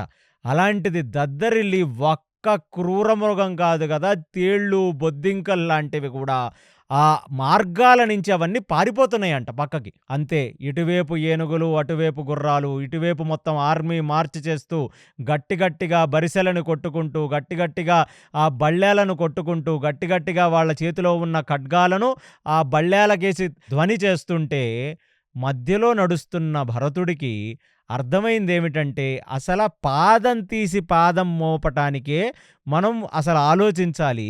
అసల రామలక్ష్మణులు వేరే సంగతి. వాళ్ళకంటే విశ్వామిత్రుడితో అరణ్యాలకు వెళ్ళిన అనుభవం ఉంది. విశ్వామిత్రుడితో కూడా వాళ్ళేమి దండకారణ్యాల లోపలికి వెళ్ళిపోలేదు వాళ్ళు. వాళ్ళు కేవలం ఆ ఋషిముని ఆశ్రమాల పక్క నుంచి అలా వెళ్ళారు వాళ్ళు సిద్ధాశ్రమానికి. కానీ అసల సుకుమారైన సీత అడుగెలా పెట్టిందిరా నాయనా ఇక్కడ? అసలు ఇదేమడవిరా నాయనా ఇక్కడ? అసల గ్రౌండ్ క్లియరెన్స్ చేస్తున్నారు వీళ్ళు. ఎంత క్లియర్ చేస్తే తప్ప ముందుకే ఒక అడుగు తీసి అడుగు వెయ్యలేని పరిస్థితి. ఇక నడుచుకుంటూ వెళుతుంటే ముళ్ళు అవి కనపడి, ఒకసారి ఒక పెద్ద ముళ్ళ కంచె చూడగానే భరతుడు తన మోకాళ్ళ మీద కొలాప్స్ అయిపోయి, మళ్ళీ ఆ ఖడ్గం మీద తలబెట్టి ఏడవటం మొదలుపెట్టాడంట. ఏంటంటే, ఇంతమంది చతురంగ బలాలతో, ఇంత ఆర్మీతో, ఇన్ని వేల శస్త్రాలతో వెళుతుంటే మనకే ఇంత కష్టంగా ఉంది. అలాంటిది అసలు ఆ పాదాల మీద నడుచుకుంటూ వాళ్ళు ఇంత కష్టపడి వెళ్ళారా ఇక్కడ? అది నారచీరలవి కట్టుకొని. మళ్ళీ ఒళ్ళు మొత్తం కూడా పూర్తిగా కప్పుకున్నట్టు కాదు. ఇప్పుడు మనం అరణ్యాలకవి వెళితే మీరు ఛానల్స్‌లో అవి చూస్తే పెద్ద పెద్ద బూట్లు, మొత్తం గ్లౌజులు అవి యేసుకొని వెళతారు కదా! అసలు ఎలా వెళ్లారు వీళ్ళని చెప్పి వాళ్ళ కష్టాన్ని చూచి మళ్ళీ ఆయన మానసిక పరివేదన పడి బాగా రోదించడం మొదలుపెట్టాడు. వశిష్ఠుడొచ్చి చెప్పాడు, "ఇప్పుడు నువ్వు ఎన్ని సార్లు రోదించినా ఇంక లాభం లేదు. జరగాల్సింది ఎలాగో జరిగిపోయింది మంచో చెడో. కాబట్టి మనం తొందరగా కదులుదాం అరణ్యాల వైపుకి. అక్కడ నుంచి మనం ధీటుగా వెళితే గుహుడు చెప్పాడు కదా! భారద్వాజ ఋషి ఆశ్రమం వస్తుందని. అక్కడ భారద్వాజ ఋషిని అడిగితే తప్ప మనకి రాముడి జాడ తెలీదు. ఇంకా మనం చాలా దూరం ప్రయాణం చెయ్యాలి. కాబట్టి ఫాస్ట్‌గా కదలండి, కదలండి" అన్నారు. ఇక కౌసల్య కూడా ఒకసారి తన యొక్క పల్లకి నుంచి ఒక తెర తీసి చూసి అసలు ఆ దండకారణ్యాన్ని చూడలేక మళ్ళీ తెర వేసేసుకుందంట ఆవిడ. ఎందుకంటే ఆడవాళ్ళు అసలు ఆ దండకారణ్యాన్ని ఊహించలేరనమాట. అలాంటిది కైకేయిలో ఇప్పుడు కొంచెం గిల్ట్ మొదలైంది. అమ్మో! మనం ఏదో అడగటానికి తేలిగ్గా అడిగేశాం కానీ దండకారణ్యంలో 14 సంవత్సరాలు బ్రతకడం కష్టమైన పనే అని అనుకున్నారు. అలా వాళ్ళు ధీటుగా ముందుకు వెళ్లారు. ఎక్కడ లేని జింకలు కనపడ్డాయి. ఎక్కడ లేని తోడేళ్లు కనపడ్డాయి. చాలా భయంకరమైన క్రూరమృగాలను చూశాడు భరతుడు. కానీ ఏం చేస్తాయి ఆ క్రూరమృగాలు మాత్రం? ఇంతమంది మనుషులను చూసి ఇంత శబ్దం వస్తుంటే అవి తట్టుకోలేవు గదా! అందుకని ఏదీ ముందుకు రాలేదు. అలా నడుచుకుంటూ దగ్గరికి వెళ్ళగానే ఒక్కసారిగా అక్కడ కొన్ని కోయిలలు కూస్తూ, సీతాకోకచిలుకలు ఎగురుతూ మొత్తం వాతావరణం అంతా మారిపోయింది. మారిపోగానే ఒక్కసారిగా భరతుడు అక్కడ ఒక సంజ్ఞ చేశాడు. ఏమిటంటే, "ఇక్కడి నుంచి మీరందరూ ముందుకు రావద్దు. కేవలం నేను, వశిష్ఠుడు, వామదేవుడు, జాబాలి, సుమంత్రుడు ఇత్యాది వాళ్ళు కేవలం చాలా తక్కువ మంది మాత్రమే వెళ్ళి భారద్వాజ ఋషి ఆశ్రమానికి వెళతాం.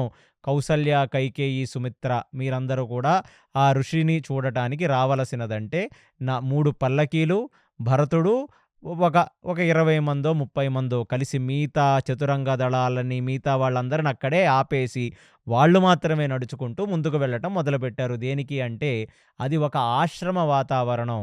ఆశ్రమానికి ఇంత సైన్యం, ఇన్ని గజాలు, ఇన్ని గుర్రాలు ఇవన్నీ వస్తే అక్కడ ఎందరో తాపసులు మెడిటేషన్ చేసుకుంటూ, తపస్సు చేసుకుంటూ ఉంటారు. వాళ్ళందరికీ డిస్టర్బెన్స్ కలగకూడదు అనే ఒక ఆలోచనతో భరతుడు ముందుకు వెళ్ళాడు. అది క్షత్రియ ధర్మం. వెళ్ళగానే అక్కడ మళ్ళీ భారద్వాజ ఋషి ఒక తెల్లటి గడ్డం, తెల్లటి జుట్టుతో ఆయన అక్కడ తపస్సు చేసుకుంటుంటే, ఆయన శరీరం నుంచొచ్చిన సుగంధానికి అక్కడ మొత్తం ఆయన శరీరాన్ని ఎన్నో రకమైన సీతాకోక చిలుకలు ముట్టడించాయంట.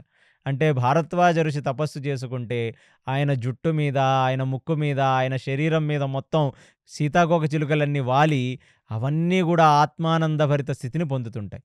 ఇక ఆ ఆరా లోపల ఉండటానికి కొన్ని తాబేళ్ళు, కొన్ని పాములు, కొన్ని మిడతలు, ఎన్నో రకాల పక్షులు, కొన్ని రకాల క్రూరమృగాలైన తోడేలు, క్రూరమృగమైన చీతా, లయన్ లాంటివి గూడా కళ్ళు మూసుకొని అన్నీ ధ్యాన ముద్రలో కూర్చొని అవన్నీ అక్కడుంటాయి.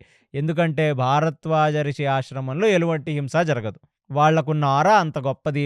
అక్కడున్న తపోశక్తి అంత గొప్పది. అలాంటిది ఒకసారిగా ఇంతమంది నడుచుకుంటూ రాగానే ఉన్న జంతువులన్నీ గూడా డిస్టర్బ్ అయ్యి అక్కడి నుంచి పారిపోయాయి. భారద్వాజ ఋషి కళ్ళు తెరవగానే ఆయన మీద వాలిన సీతాకోకచిలుకలన్నీ ఎగిరిపోయాయి. ఎగిరిపోగానే భారద్వాజ ఋషి లేచాడు. లేవగానే ఆయనకి భరతుడిని చూసి వెనకాల వస్తున్న పెద్ద పెద్ద ఫ్లాగ్స్ అంటే జెండాల మీద స్వస్తిక్ ఉంది. ఆ స్వస్తిక్ యొక్క సింబల్ చూసి ఆయనకి అర్థమైంది. ఇది ఖచ్చితంగా రాముడి యొక్క కౌశల రాజ్యం నుంచి దశరథుడి యొక్క జనాలు, వీళ్ళు బంధువులు వీళ్ళే అని ఆయనకు అర్థమైంది. ఎప్పుడైతే వశిష్ఠుడిని చూశాడో ఆ యోగి పుంగవుళ్లాగా బ్రహ్మర్షి నడుచుకుంటూ వస్తున్నాడో వశిష్ఠుడికి నమస్కారం చేసి వశిష్ఠుడి యొక్క యోగక్షేమాలడిగి వశిష్ఠుడికి అర్ఘ్యపాధ్యాదులవి ఇచ్చి రాజుగారిలాగా వచ్చారు కాబట్టి భరతుడిని కూడా ఆయన సత్కరించి ఆయనను అక్కడ కూర్చోబెట్టి కొన్ని రకాల తేనె, కొన్ని వైల్డ్ హనీ, కొన్ని రకాల కందమూలాలు, కొన్ని విశేషమైన పళ్ళని తెప్పించి భరతుడు ముందు పెట్టాడు. భరతుడు ముఖమంతా చాలా దిగాలుగా ఉంది. ఇక కౌసల్య, సుమిత్ర, కైకేయి కూడా వాళ్ళ పల్లకీలు దిగి కిందకి వచ్చి వాళ్ళు కూడా భారద్వాజ ఋషికి నమస్కారం చేశారు. అందరు అక్కడ కూర్చున్నారు. ఇక చాలా దిగాలుగా ఉన్న భరతుణ్ణి చూశాడు. అటువైపున్న మనుషులందరినీ చూశాడు. ఇక కౌసల్య, సుమిత్ర, కైకేయులు భారద్వాజ మహర్షికి నమస్కరించిన తర్వాత అందరూ అక్కడ కూర్చున్నారు. కూర్చోగానే వశిష్ఠుడితో యోగక్షేమాలు తెలుసుకున్నాడు భారద్వాజ ఋషి. అదే కాకుండా అసలు వశిష్ఠుడి ద్వారా తెలుసుకొని ఇక దశరథుడు లేడు, దశరథుడు కాలం చేశాడు ఒక 15 రోజుల ముందనే సంగతి తెలుసుకొని ఎంతగానో బాధపడ్డాడు. ఎందుకంటే ఖచ్చితంగా దశరథుడు తన యొక్క క్షత్రియ ధర్మాన్ని 60,000 సంవత్సరాలు ఆచరించాడు కాబట్టే ఎంతో కొంత రక్షణ వీళ్ళందరికీ దొరికింది ఈ దండకారణ్యంలో. తర్వాత కాలంలో ఎందరో రాక్షసులు ఎక్కువైపోయి వీళ్ళని ఎన్నో రకాలుగా పరిపరి విధాలుగా వేధించటం మొదలుపెట్టారు. కానీ దశరథుడున్న కాలంలో ఎంతో కొంత వీళ్ళని ఆదుకున్నవాడే దశరథుడు. అలాంటిది చాలా బాధపడి ఇప్పుడు భరతుడిని చూచి భరద్వాజ ఋషి ఇలా మాట్లాడుతున్నాడు. ఏమిటి భరత, ఆనందంగా ఉన్నావా అనగానే ఏం ఆనందం స్వామి అన్నట్టుగా ముఖం ఒక రకంగా పెట్టాడు భరతుడు. ఇంకేమైందయ్యా, అన్నయ్యను బయటికి పంపించేసి హ్యాపీగా సింహాసనం తీసుకున్నావు, నీ కోరిక నెరవేరింది కదా, మంచిగా ఏళ్తున్నావా సింహాసనం మీద కూర్చొని అని భారద్వాజ ఋషి అనగానే నిర్ఘాంతపోయిన భరతుడు ఒక్కసారిగా ఋషిని చూశాడు. ఋషిని చూడగానే ఏముంది, నేను ఉన్నదే కదా అడుగుతున్నాను నిన్ను, అన్నను బయటికి మంచి స్ట్రాటజీ వేసి పంపించేశావు. మీ అన్న కొంతకాలం కిందట వచ్చాడు ఇక్కడికి, అందులోనూ మీ అన్నతో సుకుమారంగా ఉన్న ఆ సీత, వీళ్ళిద్దరిని అనుగమిస్తూ పిచ్చివాళ్లాగా లక్ష్మణుడు, వీళ్ళందరూ వెతుకుతూ దండకారణ్యంలో దారి తప్పి మా దగ్గరికి వచ్చారు నాయన. పోనిలే, వాళ్ళు కష్టపడితే ఏమైంది, నీకు సింహాసనం దొరికి నువ్వు మాత్రం సుఖంగా బాగానే ఏళ్తున్నావు కదా అన్నాడు భారద్వాజ ఋషి. ఒక్కసారిగా భరతుడు లేచి భరద్వాజ ఋషి కాళ్ల మీద పడి గుహుడన్నాడంటే నేను అర్థం చేసుకోగలను స్వామి, ఇంత త్రికాలవేత్తులు మీరు, భూత భవిష్యత్ వర్తమానములు తెలిసిన వాళ్ళు, మీ నోట వెంట ఈ మాట వచ్చిందంటే మాత్రం ఇక నాకు బ్రతకాలని లేదు అని చెప్పి పక్కనే ఉన్న కైకేయిని చూసి ఎవరన్నా నాకు గన్నిస్తారా అని అడిగాడు ఆయన. భరతుడు, ఎందుకంటే ఇన్ని నీలాప నిందలు భరతుడు ఎందుకు పడుతున్నాడు, కైకేయి వల్ల పడుతున్నాడు. అనగానే భరద్వాజ ఋషి కూడా ఆ భరతుడిని చూసి ఆయన కూడా కొంచెం బాధపడి ఆ భరతుడిని ఆయన యొక్క భుజాలను పట్టుకొని పైకి లేపగానే భరద్వాజ ఋషి యొక్క చేతులు పట్టుకొని భరతుడు ఏడ్చిన ఏడుపు అది మామూలు ఏడుపు కాదది. ఎందుకంటే నన్ను అనుక్షణం ఇలా ప్రజలు అంటున్న మాటలు విని నేను రోజుకి దినదినగండం 100 ఆయుషులాగా ఉంది నా జీవితం. దీనికి నాకు మరణం ఒక్కసారిగా వచ్చి నన్ను మింగేస్తే బాగుంటుందని అనుకుంటున్నాను. ప్రజలనుకున్నారన్నా పర్వాలేదు, వీళ్ళు వాళ్ళు జ్ఞానం లేని వాళ్ళన్నారంటే పర్వాలేదు, నిషాద రాజ్యానికి చెందినవాడు గుహుడన్నాడంటే పర్వాలేదు, త్రికాల జ్ఞానులు మీరు గూడా ఇలా అనుకుంటే ఇక నాకు బ్రతకాలని లేదు అని చెప్పి ఆయన ఏడ్చేయటం మొదలుపెడితే, అప్పుడు భారద్వాజ ఋషి అక్కడ ఉన్న వాళ్ళందరికీ చెప్తున్నాడు ఏమిటంటే, నాకు భరతుడి హృదయం చాలా బాగా తెలుసు. దాన్ని బయట వ్యక్తపరచటానికి మాత్రమే నేనిలా అడిగాను. ప్లస్ వాల్మీకి గూడా మాటి మాటికి ఇలాంటి ఒక సృష్టి అంటే జరుగుతున్న విషయాలను మనకు చూపిస్తున్నాడాయన. ఎందుకంటే భరతుడు ఎన్ని రకాలుగా బాధపడ్డాడు, ఎంతమంది చేత మాటలు పడ్డాడనే సంగతి మనకు తెలియాలి. కాబట్టి భరతుడు హృదయం చాలా మంచి హృదయం. అది నాకు తెలుసు. కేవలం నేను భరతుడిని పరీక్షించడానికి మాత్రమే ఈ క్వెషన్ అడిగాను తప్ప, మీరు అన్యథా భావించవద్దనగానే పక్కనున్న వశిష్ఠుడు కూడా లేచి, మేము రామచంద్రమూర్తి దగ్గరికి వెళుతుందే దీనికి స్వామి, కేవలం ఆ రామచంద్రమూర్తి కాళ్ళ మీద పడి ప్రాధేయపడి రామచంద్రమూర్తిని మళ్ళీ తిరిగి మా కౌశల రాజ్యానికి తీసుకువెళదాం, ఇలాంటి ఒక ప్రతిపాదన నాది కాదు సుమి, ఇలాంటి ఒక ప్రతిపాదన భరతుడిది అని చెప్పి ఇప్పుడు విశేషమైన ఒక మాట చెప్తున్నాడు. మరి భరతుడంటే ఇక్కడ ఓకే, కానీ అసలు భరతుడు కైకేయికి సంబంధించిన బంధువులు ఉన్నారు కదా, అశ్వపతికి తెలిసిపోయింది దశరథుడు చనిపోయాడన్న సంగతి. సో ఆ అశ్వపతి యొక్క కొడుకు పెద్ద కొడుకైన యుధాజిత్ వచ్చాడు ఈ పెద్ద కర్మకి. ఎందుకంటే దశరథుడిచ్చిన మాట ఎవరికి? అశ్వపతికి. నేను కైకేయికి పుట్టిన సంతానానికి రాజపట్టాభిషేకం చేస్తాను అని ఇచ్చాడు. దాని తర్వాత యుధాజిత్ వచ్చాడు పెద్ద కర్మకి. వచ్చినప్పుడు కైకేయి ఏం చెప్పుకుంది యుధాజిత్తుకి? ఖచ్చితంగా ఇప్పుడు భరతుడికి పట్టాభిషేకం జరుగుతుంది 13 రోజుల తర్వాత అని చెప్పింది. కానీ ఎప్పుడైతే భరతుడికి పట్టాభిషేక మహోత్సవం అనేది మొదలుపెట్టాడో ఆ 28వ రోజు, అక్కడ యుధాజిత్తు కూడా సభలో ఉన్నాడు.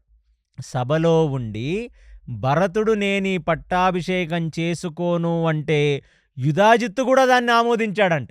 అంటే భరతుడి యొక్క మేనమామైన యుధాజిత్తు మనసులో కూడా రామచంద్రమూర్తే పట్టాభిషిక్తుడవ్వాలి. దశరథుడు మాటిచ్చినా పర్వాలేదు మా నాన్నకి, మా చెల్లి పనికి మారిన పని చేసినా దానివల్ల ఎవ్వరూ ప్రభావితులం కాము, మేమందరము రామచంద్రమూర్తినే చూడాలని చెప్పి తన యొక్క మేనమామ భరతుడి యొక్క త్యాగానికి ముగ్ధుడై భరతుణ్ణి ఆలింగనం చేసుకొని నీలాంటి ఒక తమ్ముడు ఉండాలి ప్రతి అన్నకి అని చెప్పి, నీ సంకల్పం చాలా మహోత్కృష్టమైన సంకల్పం, నువ్వు వెళ్ళి రామచంద్రమూర్తిని వెంట పట్టుకొని తీసుకురావలసినది అని ఆదేశించాడు. దీన్ని అధిక్షేపించేవాడు ఇంకెవడూ లేడు. ఎప్పుడైతే ఆ యుధాజిత్తు కూడా దీన్ని ఆమోదించాడో కైక దగ్గర ఇంకొక ఆప్షన్ కూడా మిగలలేదు. ఏమన్నంటే పుట్టింటికి వెళ్ళి చెప్పుకోవడానికి కూడా కైక దగ్గర ఆస్కారం లేదు.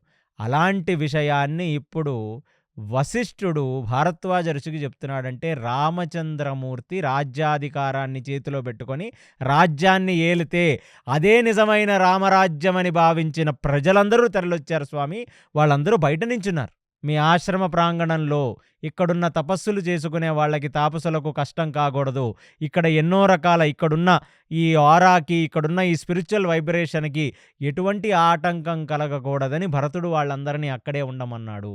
భరతుడు చాలా ఉత్తముడు స్వామి అని చెప్పి వశిష్ఠుడు చెప్పగానే, భరతుడు యొక్క నిజమైన గుణాలకు ఎన్నో రకాలుగా ఆనందించిన భారద్వాజ ఋషి భరతుణ్ణి ఆలింగనం చేసుకొని, నాయనా నాకు నీ హృదయం తెలుసు, సమస్త భూతాలకు, సమస్త ఫ్యూచర్లో వచ్చే ప్రతి మనిషికి ఈ సంగతి తెలియటానికి మాత్రమే నేను ఇలాంటి ఒక విషయాన్ని ప్రస్తావించాను తప్ప నాకు నీ హృదయం బాగా తెలుసు. కాబట్టి భరత, ఇక్కడ నుంచి 28 యోజనాల దూరంలో, 24 నుంచి 28 యోజనాల దూరంలో చిత్రకూట పర్వతం కనబడుతుంది.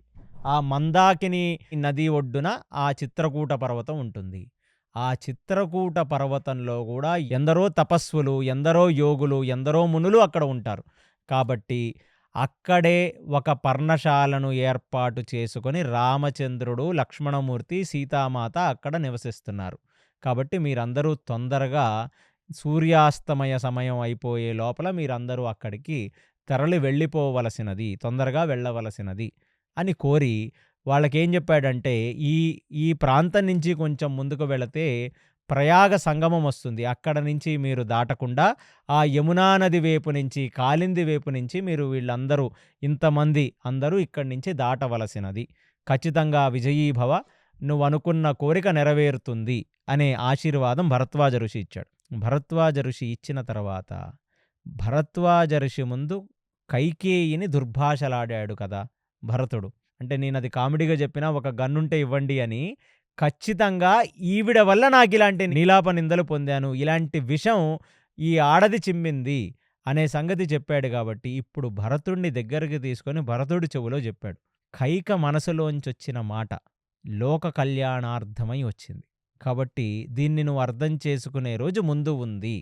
బహిర్గతంగా కైక అసూయ, బహిర్గతంగా కైక యొక్క స్వార్థం, బహిర్గతంగా కైక యొక్క అధర్మం, అన్యాయం కనబడుతున్నా అలాంటి ఒక కోరిక ఖచ్చితంగా లోక ప్రయోజనార్థం, అవతార ప్రయోజనార్థమే వచ్చిందని చెప్పి భరతుడికి హితవు చెప్పాడు భారద్వాజ ఋషి.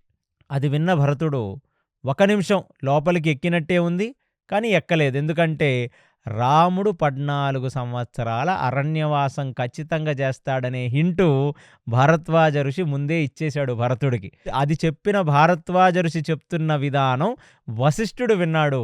ఇప్పుడు వశిష్ఠుడు అర్థం చేసుకున్నాడు. అంటే ఇది కేవలం మనం అడగటానికి వెళుతున్నామే తప్ప 100% రామచంద్రమూర్తి వెనక్కి తిరిగి రాడు. ఎందుకంటే కైకేయి యొక్క కోరిక 14 సంవత్సరాల అరణ్యవాసం అనేది అవతార ప్రయోజనార్థమే, ఒక పెద్ద ధర్మ సంస్థాపన కోసమే జరగబోతుంది అనే సంగతి తూచాయిగా విన్నా ఇప్పుడు ఆయన మనసు నిండా ఆయన వల్ల జరిగిన తప్పుని కడుక్కోవాలి, ఆయన మీద పడ్డ నీలాప నిందలను కడుక్కోవాలి భరతుడు. మళ్ళీ రామచంద్రమూర్తిని ఆయన తీసుకువెళ్ళాలి, అంతే ఆయన మనసులో ఉంది. ఇక భరతుడు అక్కడ సాష్టాంగ నమస్కారం చేసి భారద్వాజ ఋషి యొక్క ఆశీర్వాదం తీసుకొని అక్కడ నుంచి బయలుదేరి ఆగమేఘాల మీద మొత్తం గ్రౌండ్ క్లియరెన్స్ చేస్తూ ఆ భటులందరూ కూడా ముందు వస్తున్న పెద్ద పెద్ద మొక్కలని వాటిని వాళ్ళందరూ కూడా క్లియర్ చేస్తుంటే భరతుడు ఉన్న చతురంగ దళాలు వీళ్ళందరూ కూడా ఇక పరిగెత్తుకుంటూ అప్పటి వరకు నడుచుకుంటూ వచ్చారు. ఇక ఎంత తొందరగా రామచంద్రమూర్తి దర్శనం జరుగుతుందో అని వాళ్ళు ఆగమేఘాల మీద పరిగెత్తుకుంటూ వెళ్ళటం మొదలుపెట్టారు. ఇక వీళ్ళు ఆ చిత్రకూటం వైపుకు వస్తుంటే చిత్రకూటంలో విచిత్రమైన సన్నివేశం జరుగుతుంది. ఏమిటంటే 25-26 రోజుల పాటు సీతామాత చాలా లోన్లీగా ఫీల్ అయ్యి ఎప్పుడు కూడా బయటికి రాకుండా 24 గంటలు ఆ పర్ణశాలలోనే ఉండటం, లక్ష్మణస్వామి రాముడు వెళ్ళటం, కందమూల ఫలాలు అవి తీసుకురావటం, అవి ఇవి కాల్చి సీతామాతకు పెట్టడం, సీతామాత తినటం. ఆ రోజు మాత్రమే ఆ సాయంకాల సమయం ఒక 3, 4, 5 జరుగుతున్న సమయంలో సీతామాతకు విశేషమైన కోకిల యొక్క శబ్దాలు అవి వినపడి ఆమె పర్ణశాల నుంచి బయటికి వచ్చి కూర్చొని ప్రకృతిని చూసి ఆస్వాదిస్తుందట. ఇక ప్రకృతిని చూసి కొంచెం ఆస్వాదిస్తుంది అంటే కొత్త ప్రదేశానికి వెళ్ళింది. అప్పుడు వరకు రాజాంతపురాలు తప్ప అరణ్యాలు చూసిన వ్యక్తి కాదు సీతామాత. అలాంటిది ఇప్పుడిప్పుడే కొంచెం ఒక 2-3 వారాల తర్వాత వాళ్ళకి ఆ ప్లేస్లో కొంచెం మమైకమయ్యింది.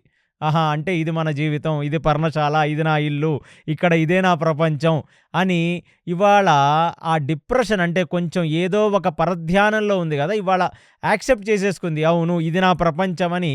ఆడవాళ్ళు ఒక ప్లేస్ నుంచి ఇంకొక ప్లేస్కి వెళ్ళినప్పుడు బాగా సుకుమారులు కాబట్టి అడ్జస్ట్ అవ్వడానికి కొంచెం టైం పడుతుంది. అలాంటి సీతామాతకు ఒక 20-25 రోజులు పట్టింది. అది గమనించిన రామచంద్రమూర్తి ఇమీడియట్లీ సీత యొక్క చేతులు పట్టుకొని ఆ కోకిళ్ళలను వాటిని చూపిస్తూ తర్వాత ఇంకా కొంచెం అరణ్యం లోపలికి తీసుకొని వెళ్ళి ఈ పెద్ద ఒక పక్షి ఉంది చూడు, ఎంత పెద్దగా ఉందో దాని ముక్కు, ఉడ్పెక్కర్ అని ఒక పెద్ద ముక్కున్న ఒక పక్షి ఉంటుంది. దాన్ని చూపించి ఈ పక్షిని ఎప్పుడన్నా చూసావా నువ్వు అంటే, నేను చూడలేదు స్వామి, ఎంత బాగుందో, రంగురంగులుగా ఉంది. అంటే ఇంకా ముందుకు తీసుకెళ్ళి మకావు, విచిత్రమైన రంగులతో ఇంకొక పక్షి, ఆ పక్షిని చూపించాడు. ఇదంతా లక్ష్మణుడు గమనిస్తూ ఓహో, సీత యొక్క మైండ్ డైవర్ట్ చేయటానికి, ఈ ప్రదేశంలో ఉన్నవన్నీ ఇంకా అతను ఆస్వాదించేలాగా చేయటానికి రాముడు ఇప్పుడు బయటికి తీసుకువెళుతున్నాడు అని ఆయన కూడా వీళ్ళని అనుగమించడం మొదలుపెట్టాడు. ఇక ముందుకు వెళ్ళగానే ఒక రకరకాల రంగులతో ఉన్న సాధు జింకలు, ఆ జింకలు చిన్న చిన్న పిల్లలు అన్నీ సీత దగ్గరికి వచ్చి ఆ సీత కాళ్ళవైపు అటువైపు తిరుగుతుంటే ఆ ఆకులని వాటిని పీకి ఆ జింకలకు తినిపిస్తూ ఎంతగానో ఆనందంగా ఫీల్ అయితే, మరి ఇంకొన్ని పక్షులన్నీ కూడా సీతామాత భుజాల మీద వాలి, మరి ఇంకెన్నో పీకాక్స్ అన్నీ వచ్చి రామ సీత ఇద్దరు నడుస్తుంటే వాళ్ళ ముందు కురువిప్పి నాట్యం ఆడుతుంటే అబ్బబ్బబ్బబ్బా! కొత్త బంగారు లోకం అనిపిచ్చింది సీతామాతకి. అమ్మా! ఈ ప్రపంచంలో మనమున్న రాజా అంతఃపురాల కంటే కూడా ఈ దండకారణ్యంలో ఇప్పుడున్న ఈ పర్ణశాల వాతావరణం ఇంకెంతగానో బాగుంది. అనగానే ఇక రాముడు ఇంకా లోపలికి తీసుకొని వెళ్ళాడు. ఆ మందాకిని నదీ తీరం దగ్గరికి. తీసుకువెళుతున్నప్పుడు అక్కడ ఎన్నో రకాల వన్యప్రాణులన్నీ గూడా సాయంకాలం వైపు అవన్నీ గుంపులు గుంపుల కింద ఇంటికి వెళ్ళిపోతున్నాయి. వెళ్ళిపోతూ ఒక పెద్ద జింకల గుంపు, ఇంకొక కృష్ణ జింకల గుంపు, ఇంకొక రకమైన యాంటలోప్స్, అదొక రకమైన జింకలు, కొన్ని అడవి దున్నలన్నీ కూడా ఇంటికి వలసలుగా వెళ్ళిపోతూ ఉంటాయన్నమాట సాయంకాలం పూట. అవన్నీ చూపిస్తే సీత ఒక ఆశ్చర్యార్థకంగా ఎక్స్‌క్లమేటరీ మార్క్‌గా చేతులు 2 ఆ దవడల కింద పెట్టుకొని అవన్నీ చూస్తూ, ఇవన్నీ ఎప్పుడు చూచింది కాదాయె. అవన్నీ చూసి ఎంతగానో మురిసిపోతుంటే, ఆ జంతువులన్నీ వెళ్ళిపోయిన తర్వాత ఇప్పుడు కొండ గృహలు వచ్చాయి. ఆ గృహల్లో చూస్తే డొక్కలన్నీ చిక్కిపోయి, సన్నటి వ్యక్తులు, పెద్ద జటాజూటం, కళ్ళల్లోంచి మెరుపులొస్తూ వాళ్ళందరూ గూడా యోగ సాధన, తపస్సు జేసుకుంటున్నారు. వాళ్ళని చూసి చెప్పాడు, వీళ్ళందరూ ఋషిమునులు. ఇక్కడ ఈ అరణ్యాలలో కేవలం గాలి, కేవలం నీటి మీద, లేకపోతే అప్పుడప్పుడు కొన్ని ఆకుల మీద బ్రతుకుతూ వాళ్ళు ఘోరమైన తపోసాధన చేసుకుంటున్నారు. ఇదంతా తపస్సులు చేసుకునే తపోభూమి. అనగానే సీతామాత కూడా అడుగు తీసి అడుగు వేసేటప్పుడు వాళ్ళకి డిస్టర్బెన్స్ కలగకుండా ఆ అడుగులు వేస్తూ ఆ పక్క నుంచి వెళ్ళిపోగానే ఎందరో సాధు పుంగవులందరూ కూడా ఆ మందాకిని నదిలో వెళ్ళి వాళ్ళు వాళ్ళ భుజాల వరకు నీళ్లు పారుతుండగా చేతులు పైకెత్తి కైదండం పెట్టి అస్తమిస్తున్న సూర్యుడి వైపుకు చూస్తుంటే అది చూపించి రామచంద్రమూర్తి చెప్పాడు. వీళ్ళందరూ కూడా సూర్యోపాసకులు. ప్రతి త్రిసంధ్యలలో కూడా వాళ్ళు వచ్చి సూర్యుడిని ఉపాసన చేస్తుంటారు. చూడు సీత, మనం బ్రతుకుతున్న ఈ అరణ్యంలో ఎందరు మనుషులు బ్రతుకున్నారో, ఎందరు మనుషులు నిజంగా తపస్సులు చేసుకుంటున్నారో, ఇది నిజమైన పరమానంద భరిత స్థితి, ఇదే నిజమైన ఆత్మానంద స్థితి అని సీతకు చూపిస్తున్నాడు. తనకు తెలియని ఒక ప్రపంచాన్ని పరిచయం చేస్తున్నాడు. అలాగా ఇప్పుడు సీత, నువ్వు కూడా ఈ మందాకినిలో దిగవలసినది అని ఒక చెయ్యి పట్టుకొని సీతను కూడా మందాకిని నదిలో దింపి, ఆ సీతారామచంద్రమూర్తి ఇద్దరూ కూడా ఆ మందాకిని నదీ ప్రవాహంలో వాళ్ళు వాళ్ళ యొక్క నాభిభాగాల వరకు వెళ్ళి ఆ సీతకు ఆయన సూర్యుడికి అర్ఘ్యం ఎలా ఇవ్వాలో చూపిస్తూ, ఈయన ఆ సూర్యోపాసన చేస్తూ రాముడు సాయంకాల సూర్యుడికి ఆయన కూడా అర్ఘ్యం ఇవ్వటం మొదలుపెట్టాడు అక్కడ. అలా అయిపోయింది. ఇక వాళ్ళు కాసేపు ఆ మందాకినిలో వాళ్ళందరూ కూడా ఆ సీతామాత, ఈయన కూడా కొన్ని జలకాలాటలాడారు.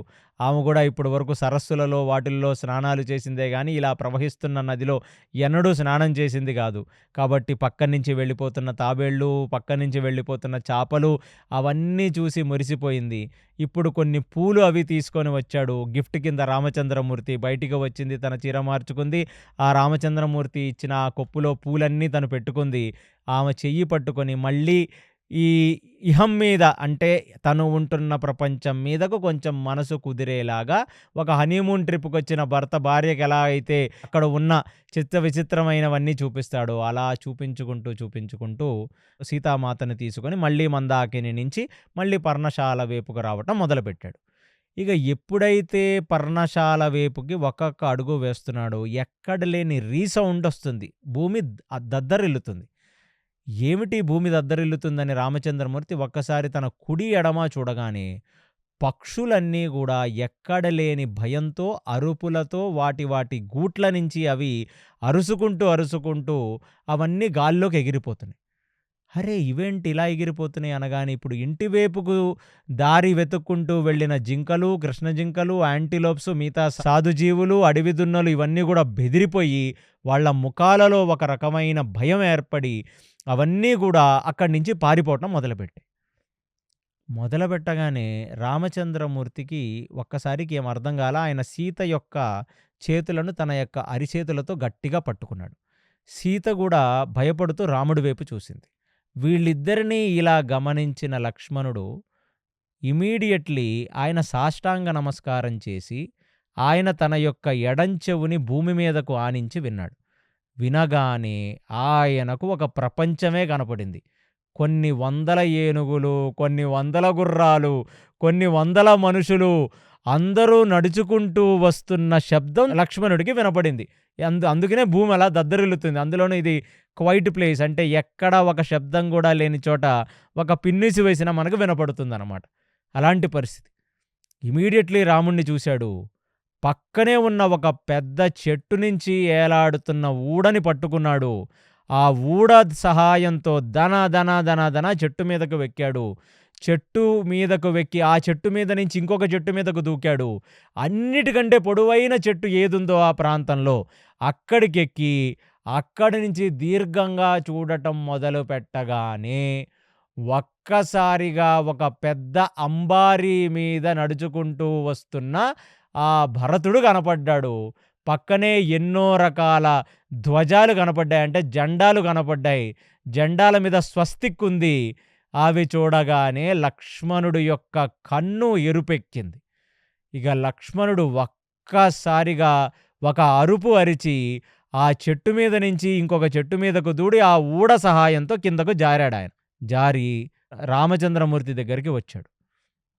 లక్ష్మణుడి యొక్క కళ్ళు, లక్ష్మణుడి యొక్క శరీరం ఊగిపోతూ, లక్ష్మణుడు కళ్ళన్నీ ఎరుపెక్కి, ఆయన ముఖం మొత్తం ఒక కందగడ్డలాగా ఎరుపెక్కి రక్తం మొత్తం ముఖం వైపుకు ప్రవహిస్తుంటే ఆయన పిడికెలిలా బిగిలించి ఉన్న లక్ష్మణుడు భుజం మీద చెయ్యేసి రామచంద్రమూర్తి అడిగాడు. ఆవేశం పక్కన పెట్టి, అసలు నువ్వు ఏం చూశావో నాకు చెప్పవలసినది అనగానే, అన్నా, మనల్ని చంపటానికి భరతుడు వస్తున్నాడు. ఫస్ట్ లక్ష్మణుడు మాట్లాడిన మాట. చంపడానికి వస్తున్నాడని చెప్పారా? చంపడానికి వస్తున్నాడనే అనుకుంటున్నాడు. ఎందుకు? చతురంగ దళాలతో వస్తున్నాడు భరతుడు. అనగానే రాముడిని ఒక్క మాట మాట్లాడనివ్వకుండా, అన్న అర్జెంటుగా సీతని తీసుకొని వెళ్ళి ఏ తాపసులు అయితే గృహల్లో ధ్యానం చేసుకుంటున్నారో వాళ్ళ వెనకాల సీతను దాచి, నువ్వు నా వెనకాల నిలబడు. ఇవాళ ఏది ఏమైనా ఒక భరతుణ్ణి కాదు, అటువైపు వస్తున్న శత్రుఘ్నుణ్ణి కాదు, అటువైపు వస్తున్న సమస్త మనుషులను, ఆ కౌశల భటులను అందరినీ కూడా నేను ఒక్కడనే చంపేస్తాను. నీ వేపుకు రాకుండా నేను చూసుకుంటాను. వాళ్ళేదో యుద్ధానికి అరణ్యంలోకి వద్దామనుకుంటున్నారు. భూమి మీద చేసినంత తేలిక కాదు. అంటే పల్లపు ప్రాంతాల్లో చేసే యుద్ధం కాదు, అరణ్యాలలో చేసే యుద్ధానికి ఇంకా నైపుణ్యం ఉండాలి. ఎవరు ఏ మూల దాక్కొని ఏ బాణాలు వేస్తాడో, ఏ చెట్టు కింద ఉంటాడో, ఏ చెట్టు వెనకాల ఉంటాడో ఎవరికీ తెలియదు. కాబట్టి అన్నా, నువ్వు వెనకాల ఉండు. నేను ఖచ్చితంగా వాళ్ళందరినీ నిగ్రహించడమే కాక ఇవాళ 100% భరతుడి యొక్క ప్రాణం తీసేస్తాను.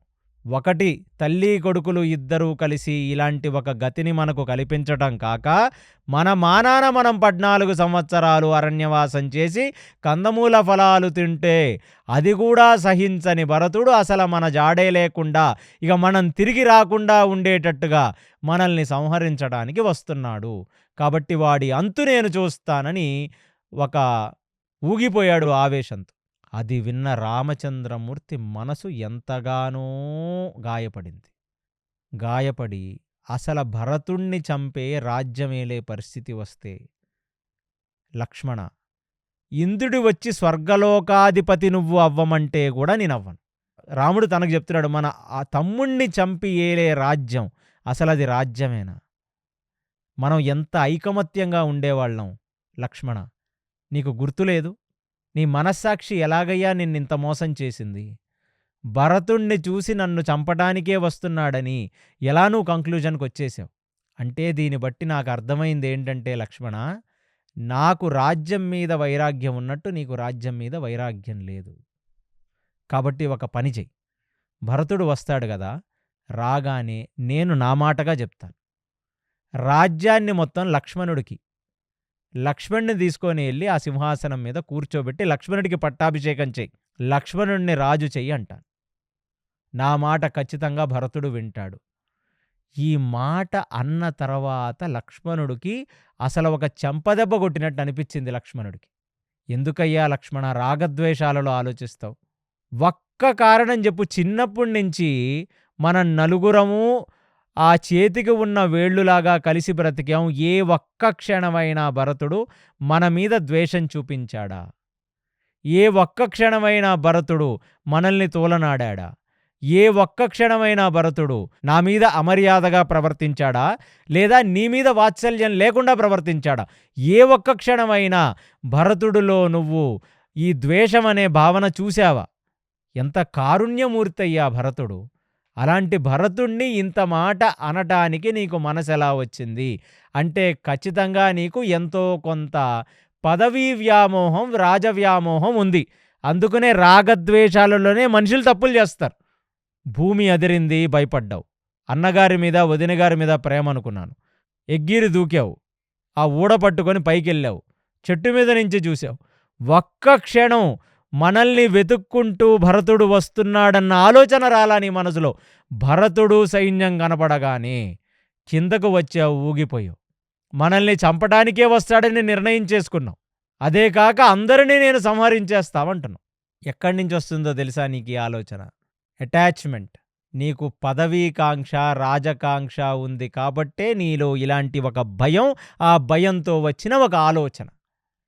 మనం నిజంగా ఒక తాపసులలాగా బ్రతకడానికి వచ్చాము లక్ష్మణ. అలాంటిది ఇంతమందిని చంపేస్తానంటున్నావు, భరతుడిని చంపేస్తానంటున్నావు, నా దగ్గరికి భరతుడిని రానీకుండా చూసుకుంటానంటున్నావు. ఇదంతా నీ రాగద్వేషాలు కావు? అనగానే లక్ష్మణుడు ఒక్కసారిగా రామచంద్రమూర్తి యొక్క పాదాల మీద పడి వలవలా ఏడ్చేయటం కాక, ఖచ్చితంగా మీరన్నమాట నిజమే. చిన్నప్పటి నుంచి మన జీవితం వెనక్కి తిరిగి చూసుకుంటే ఏ ఒక్క క్షణం నేను చిన్నవాడిని, భరతుడు నా పట్ల విపరీతమైన ఆప్యాయత చూపించాడు. ఇక మిమ్మల్ని భరతుడు తూలనాడినట్టు నేను చూడలేదు, నేను వినాలేదు. కరెక్టే రామచంద్ర. నా బుద్ధి, నా జ్ఞానం తగ్గి కేవలం మీ మీద ఉన్న అనురక్తితో, మీ మీద, అమ్మ మీద ఉన్న విపరీతమైన ప్రేమతో, నాకు ఇలాంటి రాగ ప్లస్ ఆ కైకేయి మీద, భరతుడి మీద ఉన్న ద్వేషంతో, రాగద్వేషాలతో నాకిలాంటి ఆలోచన వచ్చింది. ఖచ్చితంగా నేను సాధన చేసి నా యొక్క గుణగణాలను తీర్చిదిద్దుకుంటాను. నన్ను క్షమించవలసినది. మీ మనసుని గాయపరిచాను, మిమ్మల్ని ఒక క్షణం ఇబ్బంది పెట్టాను, నన్ను క్షమించవలసినది అని రామచంద్రమూర్తి పట్ల పదే పదే వినమ్రభావంగా సాష్టాంగ నమస్కారం పెట్టి క్షమించమని అడిగాడు. ఇక లక్ష్మణుణ్ణి, ఆయన యొక్క రాగద్వేషాలని సరిచేసిన రామచంద్రమూర్తి లక్ష్మణుని ఆలింగనం చేసుకొని, ఏమీ పర్వాలేదు లక్ష్మణ, మనవాళ్ళు అనుకున్నప్పుడు మనం ఎప్పుడు కూడా వాళ్ళని శంకించకూడదు. ప్లస్ శంకించడానికి ఏదైనా ఒక కారణం ఉండాలి లక్ష్మణ. భరతుడు ఎప్పుడూ మన పట్ల అమర్యాదగా కానీ, అప్రీతిపూర్వకంగా కానీ లేడు. అందులోనూ మన తండ్రి గారు మనల్ని వెళ్ళిపోమని ఆదేశించినప్పుడు, అంటే కైకకిచ్చిన కోరిక పరంగా మనల్ని అరణ్యవాసానికి వెళ్ళమని చెప్పిన నాటికి అసలు భరత శత్రుఘ్నులు ఆ రాజ్యంలో లేనేలేరు. వారి యొక్క తాత దగ్గరికి వెళ్ళారు. నా 100% నా మనసు చెప్తుంది, భరతుడు కానీ అక్కడ ఉండుంటే 100% కైకేయిని అధిక్షేపించటమే కాకుండా ఇలా రామచంద్రమూర్తిని అరణ్యాల పాలు చెయ్యవద్దని చెప్పి నా తండ్రితో ఖచ్చితంగా గొడవపడేవాడు. ఎందుకంటే అతని యొక్క హృదయం తెలుసు. ఒక అన్నగా నాకు మీ హృదయాలు తెలియకపోతే ఎలాగా? ప్లస్ ఒక తమ్ముడిగా నీకు అన్న యొక్క హృదయం తెలియాలి కదా. ఎప్పటికీ లక్ష్మణ గుర్తుంచుకో, రామ లక్ష్మణ భరత శత్రుఘ్నులు ఒకటే హృదయం, ఒకటే శరీరంగా బ్రతకాలి తప్ప అన్నదమ్ముల మధ్యన ఎటువంటి వైర్యము ఎప్పటికీ రాకూడదు. కాబట్టి ఇంకొకసారి భరతుడి పట్ల కానీ, శత్రుఘ్నుడి పట్ల కానీ నువ్వు ఏ ఒక్క మాట మాట్లాడేటప్పుడు నన్ను మనసులో తలుచుకొని మాట్లాడవలసినది. ఇది నా ఆదేశం అని చెప్పి హెచ్చరించాడు లక్ష్మణుణ్ణి. అలాగే లక్ష్మణుడికి కూడా తను చేసిన తప్పు అర్థమైంది. ఖచ్చితంగా నేను అలా మాట్లాడి ఉండకూడదు అనగానే లక్ష్మణుడిని ఆలింగనం చేసుకొని, లక్ష్మణుడిని తీసుకొని జానకీమాతతో ఆ పర్ణశాల లోపలికి వెళ్ళాడు. వెళ్ళగానే ఈ శబ్దం ఏదైతే వస్తుందో కానీ లక్ష్మణుడు 24 గంటలు కూడా ఆయన చెవులు, ఆయన జ్ఞానేంద్రియ కర్మేంద్రియములు ఎలర్ట్‌గా ఉంటాయన్నమాట. సో, బ్లాక్ క్యాట్స్ లాగా ఒక చిన్న కోతి దూకిన లక్ష్మణుడు నిద్రలోంచి లేచి చూస్తాడు, దూకింది ఎవరు అనే సంగతిగా. అలాంటిది లక్ష్మణుడి యొక్క చేతులు పట్టుకొని పర్ణశాలలో వెళ్తుండగా భూమి యొక్క అలికిడి ఆగిపోయింది. ఆ దద్దరింపు ఆగిపోయింది. ఆగిపోగానే ఒక అగ్నిహోత్రం అక్కడ వెలిగించి, ఆ రాత్రి అంటే ఆ ఈవినింగ్ పూట వాళ్ళు చేయవలసిన ఆ అగ్నికార్యాన్ని అన్నదమ్ములు ఇద్దరూ చేస్తుండగా అయినా సరే లక్ష్మణుడికి ఒక చెవు అటువైపు పనిచేస్తుంది కానీ దద్దరింపు ఆగిపోయింది. కానీ ఏమీ అర్థం కావట్ల. వాళ్ళు చేసి ఆ అగ్నికార్యం అయిపోయిన తర్వాత కొన్ని కందమూల ఫలాలను లక్ష్మణుడు తీసుకొని వచ్చి రామచంద్రమూర్తి ముందు, జానకీమాత ముందు పెట్టగా వాళ్ళు పర్ణశాల లోపల కూర్చున్నారు. ఇక అగ్నిహోత్రం ఎక్కడి నుంచో వస్తుందన్న సమాచారం అందుకున్న ఆ భరతుడి యొక్క సైన్యంలో ఉన్న కొందరు సేనాధిపతులు వచ్చి భరతుడికి చూపించారు. భరత, అగ్నిహోత్రం ఈ వెస్ట్ డైరెక్షన్‌గా వస్తుంది. కాబట్టి ఖచ్చితంగా ఇక్కడ ఏదో ఒక మానవ సంచారం ఉంది. అక్కడ మన రామచంద్రుడు ఉండొచ్చు అని చెప్పగానే ఇంకా వాళ్ళు కొంచెం దూరం సాగగానే వాళ్ళకి చిత్రకూట పర్వతాలు కనపడ్డాయి. ఎప్పుడైతే చిత్రకూట పర్వతాలు కనపడ్డాయో, ఎప్పుడైతే అగ్నికార్య ధూమాలు పైన కనపడ్డాయో, భరతుడు వాళ్ళందరినీ చెప్పాడు, మీరిక్కడే ఉండవలసినది. నా అన్న, నా వదిన, నా తమ్ముడైన లక్ష్మణుడు ఒక తపస్సుల్లాగా అక్కడ తపస్సు చేసుకుంటూ బ్రతుకుతున్నారు కాబట్టి భారద్వాజ ఋషి ఆశ్రమంలోనే డిస్టర్బ్ కాకూడదని ఒక దగ్గర 2 కిలోమీటర్ల దూరంలో వదిలేసి నడుచుకుంటూ వచ్చిన వాడిని. మరి నా అన్న కూడా ఒక తపస్విలాగానే బ్రతుకుతున్నాడు కాబట్టి ఆయనకి ఎలాంటి డిస్టర్బెన్సు జరగకూడదు. కాబట్టి మీరందరూ ఇక్కడే ఉండవలసినది అని కేవలం కొందరు అంతరంగికులను తీసుకొని ఆ భరతుడు వస్తున్న చెట్ల తీగలని, వస్తున్న కొమ్మలని, వస్తున్న పెద్ద పెద్ద ఆకులను వాళ్ళు తొలగిస్తూ ఉండగా ఆయన ముందుకు సాగాడు. ఎప్పుడెప్పుడు ఒకడుగు తీసి ఒకడుగు పడుతుంటే ఇక ఏ చెట్టు ఆకు వెనకాల నా అన్న యొక్క దర్శన భాగ్యం కలుగుతుందో, ఏ చెట్టు నీడ వెనకాల నా అన్న కనపడతాడో, నాకు అసలు ఎలాంటి ఒక వేషంలో కనబడతాడో నా అన్న అంటే, ఎప్పుడైనా మనం బాగా ఎమోషనల్లీ అటాచ్ అయిన వ్యక్తిని చాలా రోజుల నుంచి చూడకపోతే ఎప్పుడెప్పుడు వస్తాడా నా ముందుకు, ఎప్పుడెప్పుడు వస్తాడా అనుకుంటాం కదా. అలాగా ఆయన కేవలం కొన్ని నిమిషాలు మాత్రమే ఒంటరిగా ప్రయాణించింది. ఆ కొన్ని నిమిషాలు కొన్ని యుగాలు గడిచినట్లుగా అనిపిస్తుందంట భరతుడికి. ఒక పాదం తీసి పాదం మోపుతుంటే దాంట్లో 1 గంటో 2 గంటలో వెళ్ళిపోతున్నట్టు కనబడుతుందంట.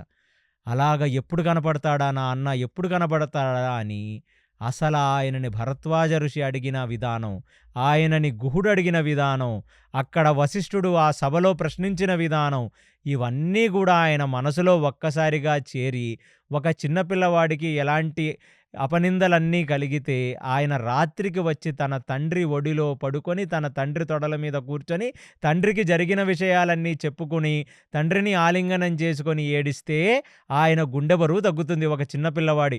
అలాంటిది ఎప్పుడెప్పుడు నా అన్నని కలుస్తానా, ఎందుకంటే భరతుడు ఈ 15-16 రోజులుగా నీలాపనిందలు పొందుతూ ఎన్నో రకాల మాటలను భరించలేక ఎన్నోసార్లు నేను ఎందుకు పుట్టానా అని చెప్పి ఏడుస్తూ పరిపరి విధాలుగా కృంగిపోయిన భరతుడికి కేవలం రామచంద్రమూర్తి యొక్క ఆలింగనం, రామచంద్రమూర్తి యొక్క స్పర్శ, రామచంద్రమూర్తి యొక్క నీడ, రామచంద్రమూర్తి యొక్క తోడు మాత్రమే భరతుడికి ఒక పెద్ద మెడిసిన్.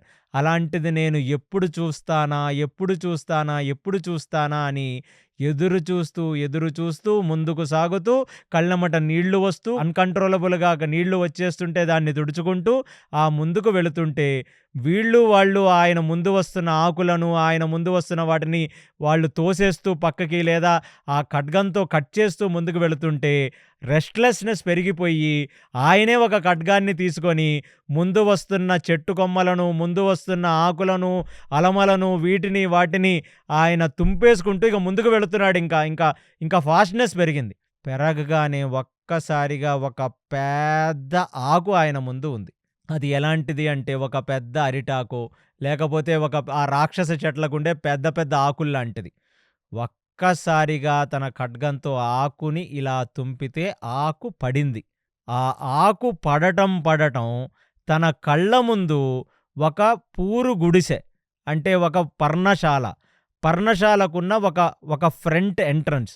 ఆ ఫ్రంట్ ఎంట్రన్స్‌లో కూర్చొని ఉన్న ఒక మనిషి కనపడ్డాడు. అది చాలా మసకగా కనపడింది. ఆయన ఎవరో ఒక ఋషి అయ్యుంటాడేమో అనేది భరతుడి యొక్క అనుమానం. ఎందుకంటే ఋషి వేషంలో ఉన్నాడు రామచంద్రుడు. భరతుడికి అది అర్థం కాదు. ఎందుకంటే చివరాఖరిసారిగా రాముణ్ణి చూసిన భరతుడు వేటితో చూశాడు?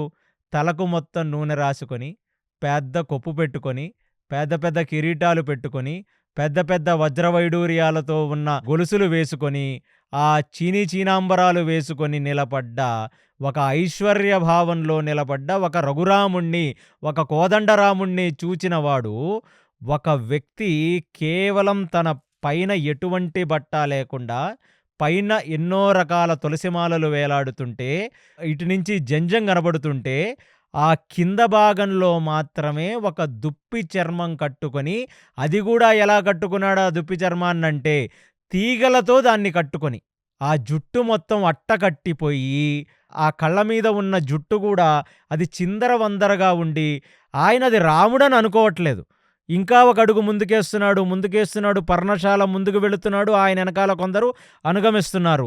ఎవరిని చూస్తున్నాను నేను, ఎవరిని చూస్తున్నానని చెప్పి ఒక్కొక్క అడుగు ముందుకు వేస్తూ సస్పెన్స్‌గా వెళుతున్న భరతుడి వైపుకి ఒక్కసారిగా రామచంద్రమూర్తి తన ముఖాన్ని తిప్పి చూస్తే, ఆ రామచంద్రమూర్తి యొక్క ముఖాన్ని, ఆయన వేషధారణని, అట్టగట్టిన ఆ జుట్టుని చూసి భరతుడు ముందుకు సాగలేక తన మోకాళ్ళ మీద పడి, ఆయన కంటి వెంట అశ్రుధారగా కారిపోతుంటే, వెనక ఉన్న వాళ్ళు చెప్పారంట, రామచంద్రమూర్తి అని.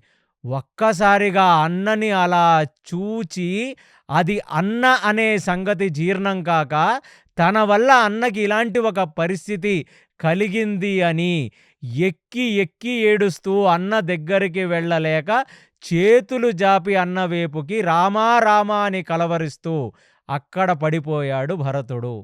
ఇక దీని తర్వాత ఏం జరిగిందో మనం తరువాయి భాగంలో తెలుసుకుందాం. అన్నాదమ్ముల యొక్క అపురూప ఆత్మీయతానుబంధం ఎలా జరుగుతుంది, వారి మధ్యన ఏ సన్నివేశాలు వస్తాయి, లక్ష్మణుడు ఎలా రియాక్ట్ అవుతాడు, సీతని చూసి భరతుడు ఏం మాటలు మాట్లాడతాడు, ఇక వచ్చిన మిగతా మాతలందరూ కూడా రామచంద్రమూర్తితో ఏమి మాట్లాడతారనే విషయాలను మళ్ళీ తరువాయి భాగంలో మనం తెలుసుకుందాం. శ్రీరామ రామ రామేతి రమే రామే మనోరమే సహస్రనామ తత్తుల్యం రామనామ వరాననే. సర్వం శ్రీకృష్ణార్పణమస్తు. హరి ఓం. విన్నారు కదండి, భరతుడు ఎన్ని రకాలుగా అందరి చేత మాటలు పడి ఎంత మనోవేదన చెందారో. ఇలా మనోవ్యధతోనే ఆ దండకారణ్యంలో ప్రయాణించి రామచంద్రమూర్తిని ఒక తాపసిలాగా అరణ్యంలో చూసి దాన్ని తట్టుకోలేక కుప్పకూలిపోతారు. ఆ తర్వాత ఏం జరిగిందో మనం వచ్చే భాగంలో తెలుసుకుందాం. అంతవరకు చూస్తూనే ఉండండి కేసీ టాక్స్ తెలుగు. హరే కృష్ణ.